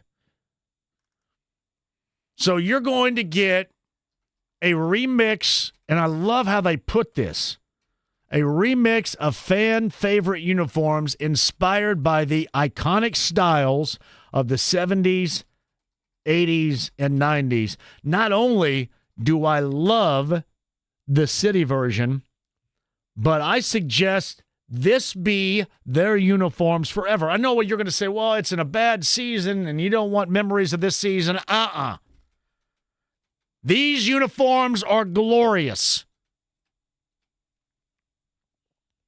I love these city uniforms. And I'm not even like a uniform rocking guy, but I'd rock one of these. Fantastic. I don't know if you've seen them yet, but I sent this back out, and hopefully you have. The 25-26 City Edition uniforms are, to me, the greatest. You got the old hand on the ball logo back to, 70s, 80s. It's almost like they reached out to me and they said, I know you didn't like this whole Yes Sirs thing a year ago, but it did work out. But what do you think about these City Edition uniforms for this season? Love it. Absolutely love it. Shout out to our friend Drew Storen, who is going to hustle up a batch of All-Star for us sometime. Thank you, Drew. Not only that, Drew, but I should also remind you of Drew, if you're listening right now, that Richard Reeves, who came up with the JMV Takeover on Fire theme song, we still have that in the mix somewhere in there where it sounds a lot like JMV and Nickelback, which is great. Richard Reeves, tell Drew that I'm still forwarding his mail. I don't know what that means, but that's awesome. Shout out to Drew. And a batch of All-Star on the inbound for us. That and the Gus Johnson call. Did you like it? You not like it? Because a lot of the rest of the national world hated it. Do we have that piece where those two dudes from Detroit, and that's where Gus Johnson's from. Before I get to your calls, and one of the reasons why I brought this up, because even in his own hometown, this is what two dudes had to say. One in particular, I don't know who the hell they are. I don't know what radio station. Really, I don't care. What is it? It's 97 won the ticket. 97 won the ticket. Normally stations like that stink. I don't know if this one does or not. Maybe it's great. Maybe they're 1,000 times better than me. But this is what a dude had to say about the Gus Johnson call of Saturday. Can we say that maybe we need to give Gus Johnson a cup of tea or something before he makes these calls? Can we say that a network executive needs to sit him down and go, here's the deal, you putz. You're not the storyline. The game is. That was such a fake response. He didn't lose his damn voice. He faked it. He's fake. His whole existence is fake. He sits here acting like, oh, U of D. Man, ain't nobody seen you at U of D Jesuit. Shut up, you. Guy's nothing but a charlatan. What a fake-ass call. He ruins everything he touches. He lost his voice. No, he didn't. He's a fake. Well, no, I think he did because every play on that drive was, oh my God. Because he's Gus, fake. They aren't all that great of a play. Right. So now, when the moment is the moment, you've cried wolf so many times, none of us can be bothered. He ruined the moment. He ruins everything. What? Somebody else say something. There's not much for me to say. You said it all. I don't dislike him. I hate him. He ruins everything. Like it, yeah. He has jumped so many sharks that it's SeaWorld. It's ridiculous. He's not even who he is anymore. There was a time he was a rising star, and now he is just he's a buffoon. He is a clown. What again? Sounded like a cat who got hit by a bus. That was such a moment, man. Can you imagine a Brent Musburger or a Keith Jackson or a Brad Nessler? Imagine what that moment could have been. And instead you get that. All right, I would like to inform these couple of boob jobs, the one talking and then the other that was cackling in the background, that while Keith Jackson and Brent Musburger and Brad Nessler have always been state-of-the-art, one of which no longer with us, they have something that's kind of odd, right? They have a different style. Gus Johnson has a style and a shtick. And I'm going to say this, his style and his shtick is more what people want today than what they don't want today. And I am talking not just on a national level, on a local level, on every level. Those of today, they want that type of excitement from the play-by-play voice. And I will also argue this. Now, it took me a minute. I had to look up charlatan. What the hell does that mean? I know I'm not bright. Can you look up charlatan? Because I have never used that in a sentence in my life. So a charlatan is a person falsely claiming to have a special knowledge or skill, a.k.a. a fraud. So what skill did he claim to have? He didn't claim it. He's just calling a play. I guess maybe just because they think he's fake. He's faking the emotion, so that might be what they're trying to imply. Faking the emotion. Yeah. That type of call, like it, loathe it, lump it, is why they want him in that position. It's why he's hired to be in that position. Gus Johnson saying, yeah, that's a throw from Mendoza. A touchdown, Omar Cooper Jr. IU goes ahead. That's not what you hire. That's not why you pay him. What's weird is I remember years ago, Joe Buck used to get all sorts of flack for not being emotional enough, and now it's like things have almost gone 180 degrees the opposite direction.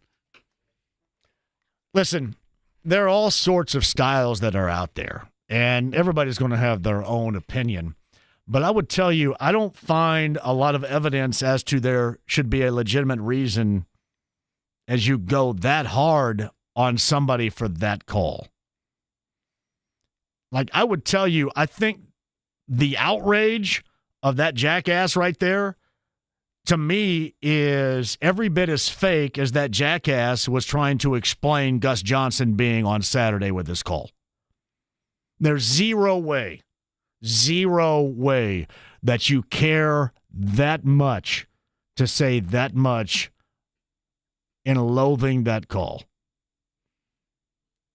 That take, that stance, that moment in Sports Talk Radio was every bit as fake as that guy was charging Gus Johnson as being on Saturday. Just know that to be true. That was nothing but shtick as well. Just so you know. And maybe he's not going to be your cup of tea. Listen, I like all forms, but at the end of the day, seriously, you already are in charge of kicking my ass because how much I pay to DirecTV. You can do the same thing if I ever get that worked up about somebody's call. Weird. And I have no relation or connection to Gus Johnson. But I can tell you this, that take on Detroit radio was as fake as what that guy charged Gus Johnson for being in his game-ending call on Saturday. Or the IU go-ahead call. Thank you. He says those guys are Mike Valenti and Rico Beard of 97.1 in Detroit. And Valenti, I think, was the one that said all the stuff. And then Rico Beard giggled the entire time. Hey, James, when I say stuff, can you giggle the entire time to legitimize it? Oh, yeah. Just giggle. Leave your mic on and giggle in the background the entire time. I got you. 239-1070. We got that. The Colts question that I asked you a little bit earlier, too. Pacers coming up later on tonight. I do want you guys to go crazy over the logo. I love the city uniforms. And listen, I want to lead the charge. These should be all-time, full-time Pacer uniforms. Who's with me on that? I love the cities this year. I know they're 1-9, and I know that the excitement is not there compared to what we witnessed a year ago. But man, I love the new cities. Greg Rakestraw, Matt Surface, Podcast 107.5 The Fan a little bit earlier. We got a 5 o'clock hour with you and I at 239-1070 right now, starting with Sam. Hello, Sam. How are you? Sam, are you there, good sir? Yes, can you hear me? I got you, Sam. Go ahead. Yeah, I wanted to quickly talk about some IU football with you. Yeah. Was diving into the Twitter beef and the Twitter wars this past weekend with some very intelligent Ohio State fans, sure. as we know they are. So really, they kept throwing and rebuttaling how Indiana struggled with a 3-6 now Penn State team. Yeah. So I'm just kind of curious how you view it as, even though we're on the road and we have a couple common opponents with them, but do you buy into any of that BS of like the common opponent stuff? And do you think that a player? I think I know what you're talking about, Sam. Go ahead. Sam, thank you for the call. Yeah, thank you for the call, Sam. Here's what I buy into. I buy into that we're always going to compare game to game. And I buy into Ohio State trying to flex on what they view as the little engine that can't in Bloomington with the football program. And I buy into the grandfathered college football programs not liking the infiltrator that is Kurt Cignetti in IU football. And I would also challenge them to say that's too damn bad. The landscape has changed. IU doesn't have to be IU what it's known to be. And we have seen that over the past year and a half. I would also challenge any Ohio State fan or anybody that kind of looks down their nose at IU football for the come-from-behind win and the struggles against Penn State.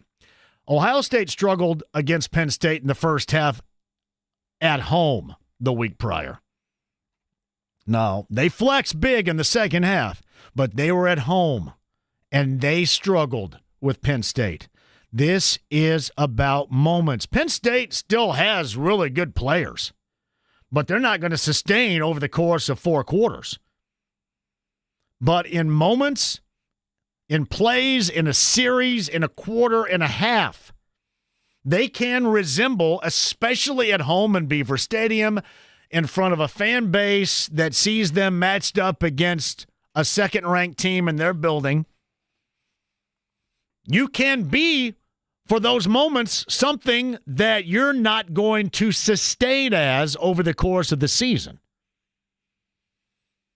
You can be, for example, the rest of the college football world voted this team what? The second-ranked team or top 5 to start the season.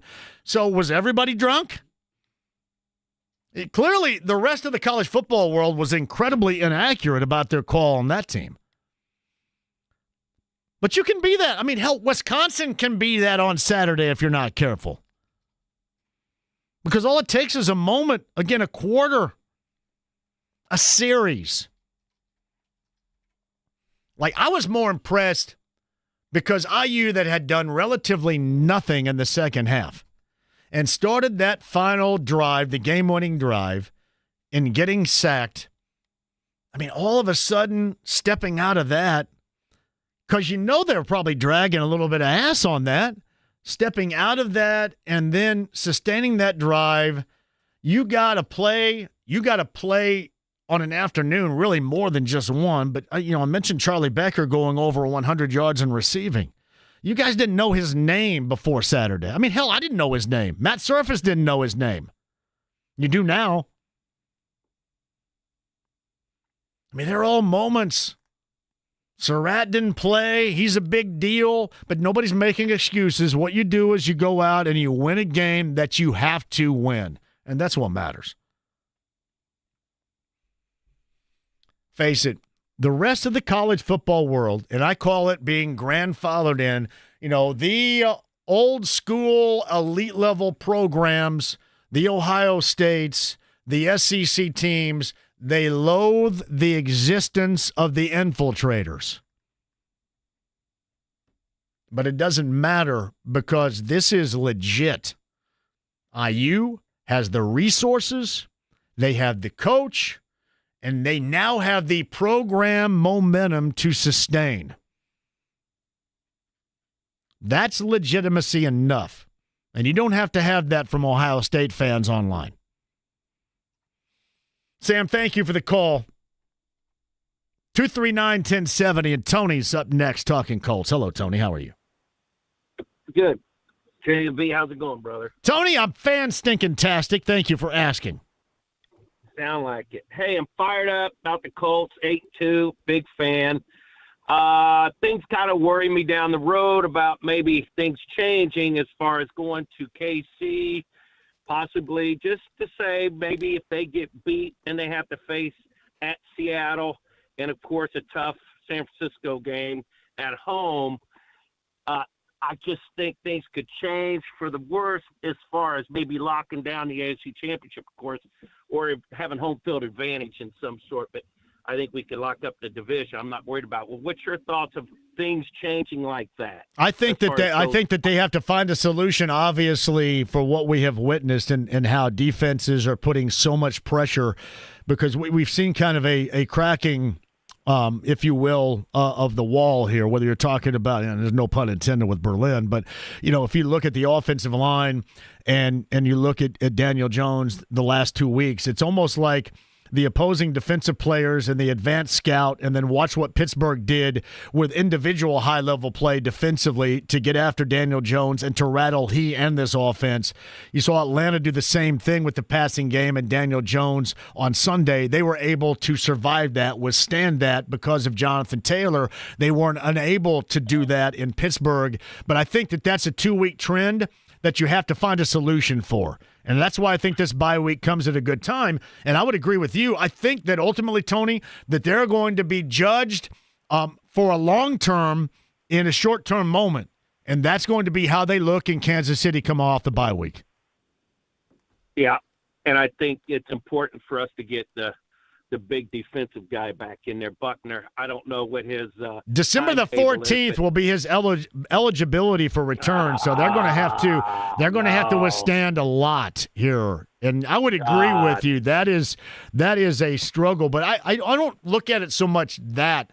I look at it more of this offensive line and this offense, which was in such a groove, and you saw Mike Tomlin and company, they derailed that. And sorry about that. I don't know why my mom is calling right now. Sorry about that. That's my mom calling. So she forgot after 25 years I'm on the air at 4:21 after 5:21 in the afternoon. But no, you have to find a solution for this offensive line getting after them, or this offensive line protecting Daniel Jones, and then Daniel Jones maybe understanding that he has to be more supportive in the football here and not so much. You just got to find a solution. That's the only thing that worries me. That could rattle the season if this offense all of a sudden can't be, maybe not to the level in which we saw it for the most part in the first month and a half, but it has to be certainly, with the offensive line and Daniel Jones, more protective of the football than they have been the last two games. I got you. Sounds great. What else you got? I got nothing. I do a little work for the Colts. I'm a big fan. I've been a fan for years, and it's kind of the first time I've actually called you, so it was kind of interesting. I appreciate you. Tony, you call anytime. Thank you very much. And you also had the moment in which my mom decided to call. I've only been doing this for 25 years. Maybe she wants to talk about going to the upstairs pub. See, well, I'm always hesitant to make fun of it, because I hope there's nothing wrong. 5:22 in the afternoon. Yeah, I go, hey. It is kind of a weekly occurrence at this point. It is. There was a point in time to where I don't know what she had done with her phone, but my phone, she would call like a number of times it would never ring on my end. So she thought that I was ignoring her calls. Well, you did just get a new phone, didn't you? Yeah, I did. I have no idea what foobar I've got working here either. I mean, first of all, I probably shut the ringer off when I come in here, but I don't. Hey, quick break. We shall return. If you guys are on hold, I'll get to you. A lot of what we talked about, including Simon, has got thoughts on the Pacer City uniforms, which I love, and I believe they should become the Pacer uniforms of the future, because it really does lock up. And I know you're going to say, well, the 80s, there wasn't that much happiness there, and, the late 70s or whatever. I love the remix of the 70s, 80s, and 90s. These uniforms are choice. Yeah, not just city uniforms, but to me, full-time uniform-wise, you should have that. Quick break. We'll come back. If you're on hold, I'll get to you. AAA Membership Lounge, YouTube Live, 93.5, 107.5 The Fan.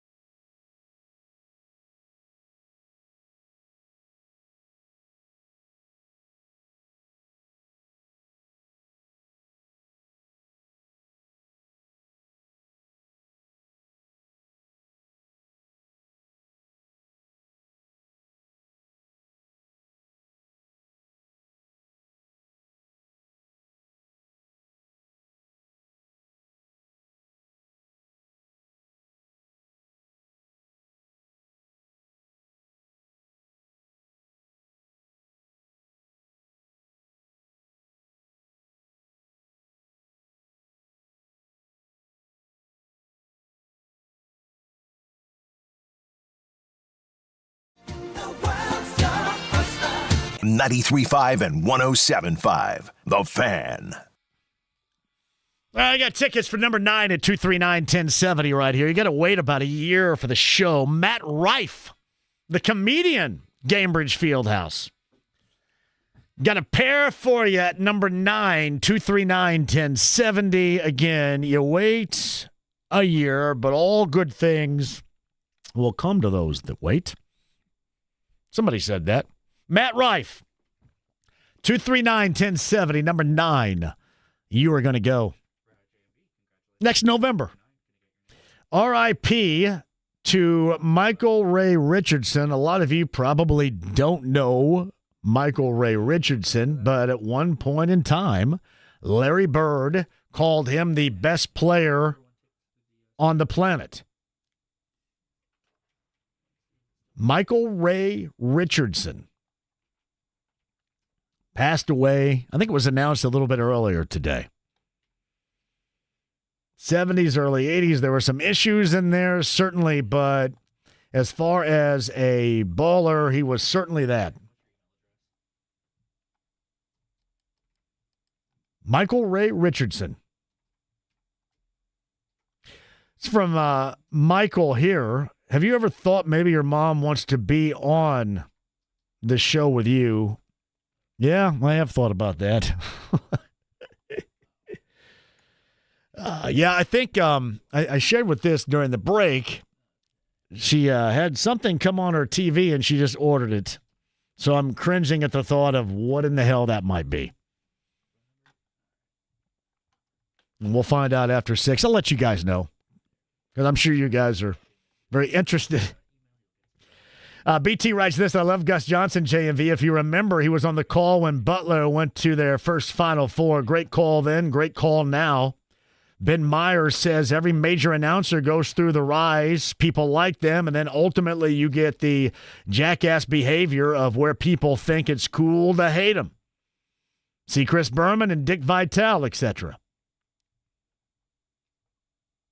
Yeah, the response of what Mike Valenti and Rico Beard, you had the Yapper and the Giggler on 97.1 in Detroit. As I mentioned, the take was as fake as this guy charged Gus Johnson for being on his game-winning IU drive call on Saturday. It's fake. Nobody gets that irate over that. It's all fake. Seriously, when you hear that, you know that's fake because there's nobody on the planet that gets that irate over that. And even if you're a huge jackass, which I'm assuming that's probably the case, you do not get that mad over something like that. So that was as fake as that charge was made. Again, Gus Johnson may not be what you like, may not be somebody you want to hear, but what he does is exactly what he gets paid to do by Fox. That's the reason why he's there. That's what they want. They want that Gus Johnson moment. And it is shtick. It's just what he does. He's always done that. And when he doesn't do it, people say, why is Gus Johnson asleep? They want it. They want to know where it is. By the way, this from BT as well. On this Veterans Day, I was telling Derek that this past Carb Day was my favorite Veterans moment. Thanks for making that happen.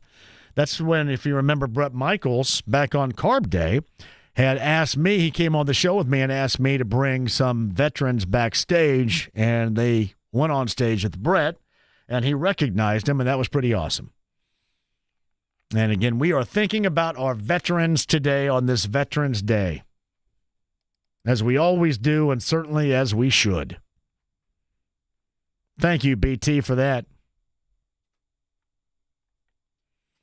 Sean says, where are you pulling that 9.5-point underdog line from? That can't be right. James, you looked that up, right? But you didn't know how solidified that line is? Yeah, it was from VegasInsider.com, which I have never used before, so I have no idea if that's reputable or not. So, Sean, VegasInsider.com.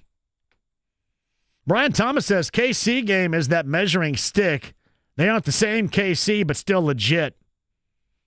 Hope the Colts are not last year's Vikings. All right, 239-1070 is that number. Got more calls on the inbound here. Simon talks Pacer City uniforms, which I absolutely love. Hello, Simon.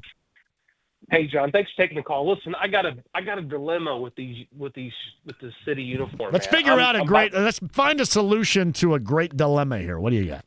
Okay, so we're about the same age. Never been a jersey guy ever. Me either. But these things are so great. Yes. So what? So can we buy them and wear them? And I think I can. Like? You know what? Right. You just put like a polo on underneath it. Here's what's funny.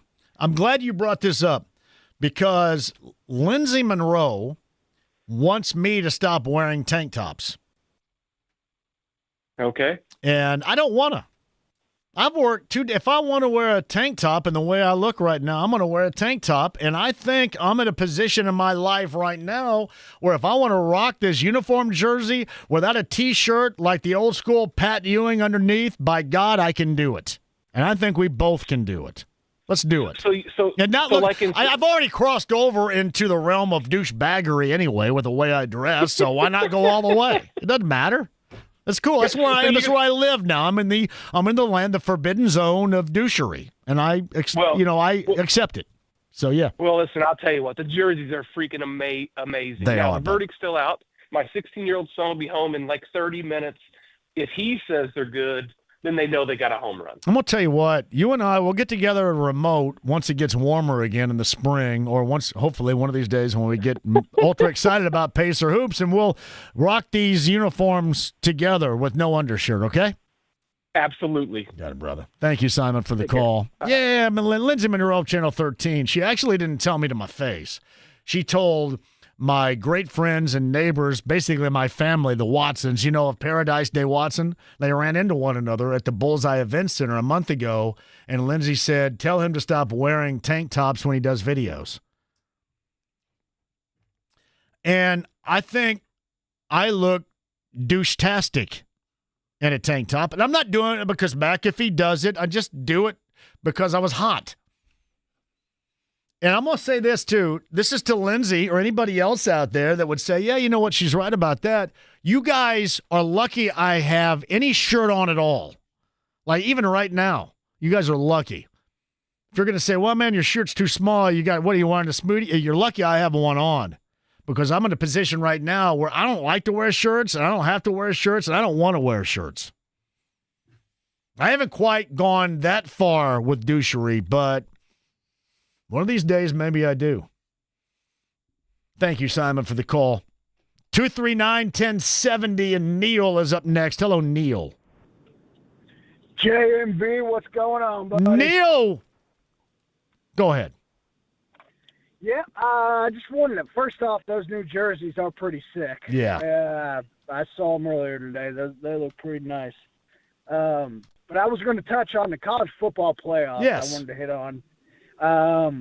If you recall, last year every team that had a bye lost their first game. So, I'm looking here. So last every team they that had did. a bye. I'm a diehard football guy. Okay. All the bye teams lost. So I'm wondering if IU. I'm not an IU guy. I'm a Notre Dame guy, but just curious. So you're saying Ohio?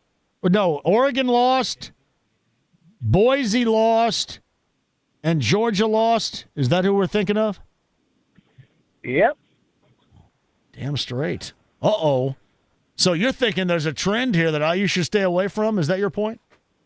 Well, 0 for 4 last year. I think there's something about, I don't know, the atmosphere of college home football playoff game just seems absolutely awesome to me compared to sitting there and then going and playing at a professional stadium where it's just not the same atmosphere in my eyes. Well, I've been to a couple of bowl games before like that, and it's just nowhere. The atmosphere is just not the same as being on a college campus. I think you have to go, like, for them to end up getting a home game, so they lose in the Big Ten title game, right? Right. That's what would have to happen. I mean, yeah. If you make it there right now, I think people would be satisfied. I mean, you don't want to see them lose. And you sure as hell don't want to see them to lose to Wisconsin or Purdue. So there's no way that could happen. I just always think you put yourself in the best position, and to move up a level like that, that's in the best position. I've made the argument before, especially in terms of the NFL, with wild card teams getting a leg up, not so much about the home environment you're talking about, but getting a leg up of winning a game, seeing positivity, and having a divisional round team, even though they're at home, have to start kind of from that ground level and not have played and been off and out of their routine and all that. So I've always felt there's something to say about that, but I don't think, because you go from a home environment and then you go to a bowl situation in a neutral type of situation, I just think it's better off to start where you can, where it's best. And think about that. If they were to win the Big Ten title over Ohio, I mean, that would be absolutely jarring, incredible. So I don't think the last thing anybody would be mentioning is, what teams did in a position like that a year ago. I'm just guessing. I got you. Well, go Irish, baby. Have a good one, Jack. Thank you very much, Neil. Can I get Marcellus before the break here? Marcellus at 239-1070. Marcellus, I missed you on Saturday night. What happened to the 11 o'clock hour call? Man, I don't know. I got caught up, brother. I got caught up. But I did. Look, did you hear me play Kool and the Gang and funky stuff? I was thinking about that in your honor. Yes, sir. Yes, sir. I heard it. I just couldn't get in. Hey, man, look, I did try. I tried to get in at the last minute, but the lines were so busy.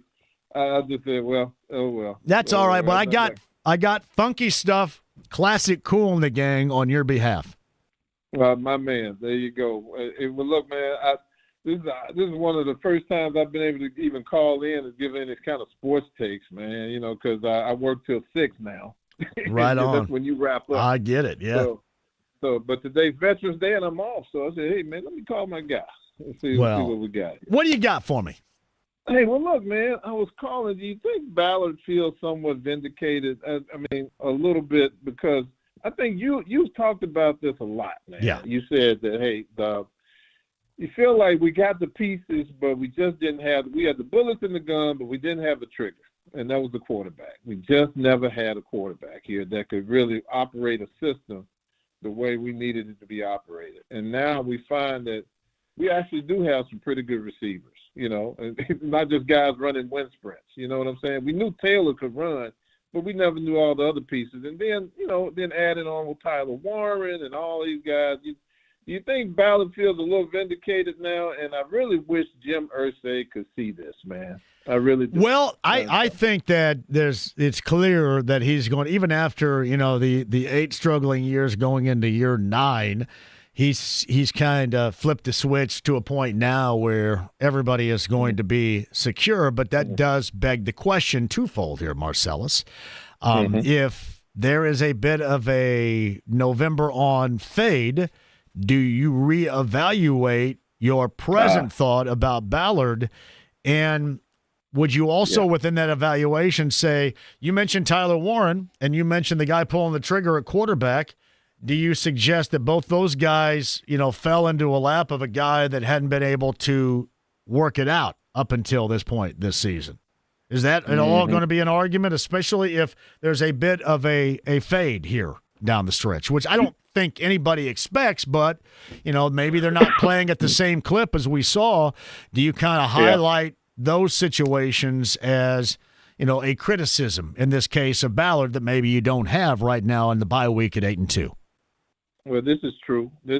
And I think people are starting to whisper now that they've seen Daniel Jones' turnovers in the last couple of games. But then we all say that was the easy part of the schedule. I mean, we did say that, right? Yeah. So, I mean, let's be happy he didn't have those kind of turnovers when we were playing the scrubs, right? Now it's getting harder. Don't we expect a few more mistakes?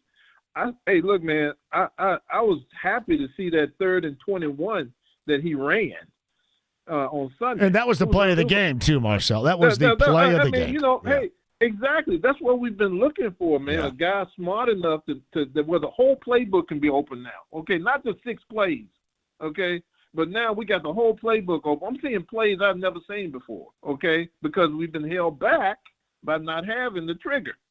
Okay, and now we got a quarterback that can understand all of that stuff and read defenses and all of that. So I don't know. That's where I feel about it.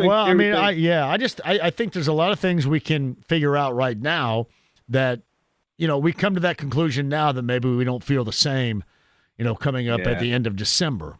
But I think that's just kind of the course that we're on. They do have to figure out what has gone haywire with the offensive line and the turnovers and Daniel Jones and the last 2 weeks. The pressure on him, that is something that cannot continue, and they've got to figure that out in the bye week. We got to fix it. Marcellus, we got 90s coming up on Saturday night. I hope you're ready for it. I'm ready. I'm ready to go, man. I appreciate you. Thanks, Marcellus. All right, take it easy. Hey, 2 more, by the way, JMV takeovers before the Christmas music hiatus on B105.7. I want to say we'll probably go, I know maybe a 90s. We can do whatever you want whenever you call, but I know there's a majority of 90s coming up this weekend, and I believe a whatever, and then we'll close it and hand it off to the Christmas music hiatus, which I am sure as hell not any part of whatsoever.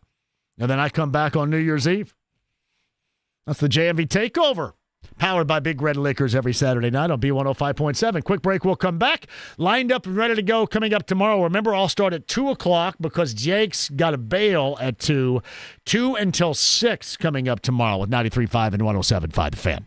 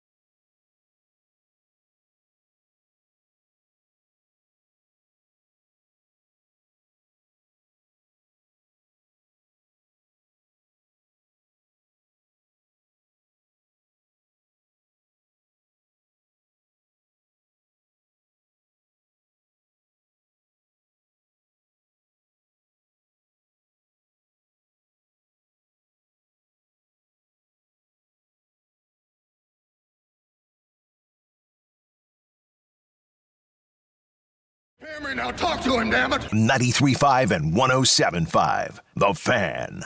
Hey, welcome back. Win Schuler Spreadability. Spreadability of Win Schuler's cheeses you love in a variety of flavors, including jalapeno pepper, bacon and cheddar, sharp cheddar, original cheddar. Salt and pepper, not necessary. Salt and pepper, I sounded stiff as hell. Salt and pepper, I think that's salt and pepper. I think that's Little Wayne. Nah, Win Schuler Spreadability, Meyer, Gordon's Food Service location, Central Indiana, really the state of Indiana. You can find it there. And Neiman's Harvest Market in Carmel, as we discovered a couple of weeks ago. Finley, Bizjack, and Butler getting ready to hoop later on tonight inside of Hinkle Fieldhouse. They get Chicago State. That is a game on 92.7 Fuego this evening. Mark Minner, Nick Gardner. That's a dynamic duo right there, everybody. Bizjack can shoot it. I'm going to tell you what. He's rocking a sweet do and a nice jumper, too.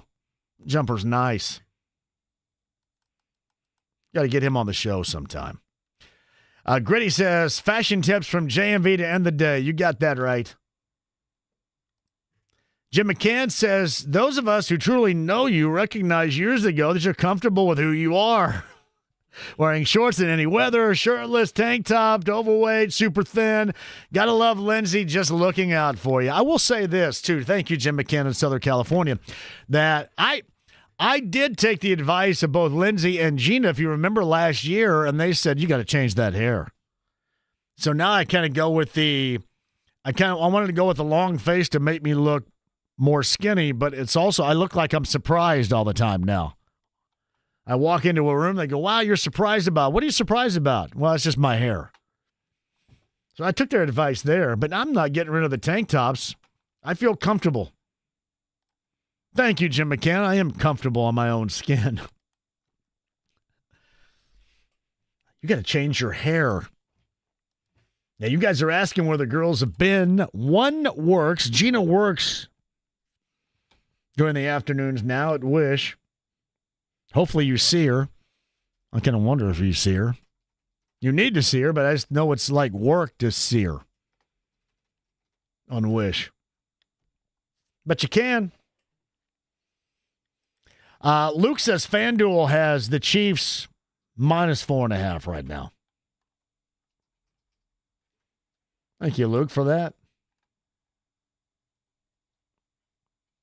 That's funny. Johnson had an equally intense call when Penn State punched it in to take the lead. I found that annoying, but loved the call on the other end. That's exactly my point. It depends on who you're rooting for as to how much you love it, right? Makes a lot of sense. Hey, JMV, have you ever actually met an Ohio State fan who actually attended Ohio State? Because I've met plenty of fans, but never met anyone who actually attended the university. It's Andy. Thank you, Andy, for the call. JMV, those Pacers City jerseys are the best thing. Another vote for full-time, yes. Ryan and Pendleton.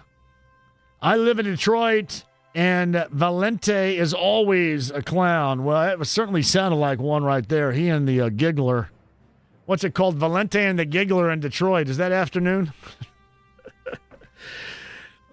I want to talk. I'm giggling right now, too, like I'm Beard.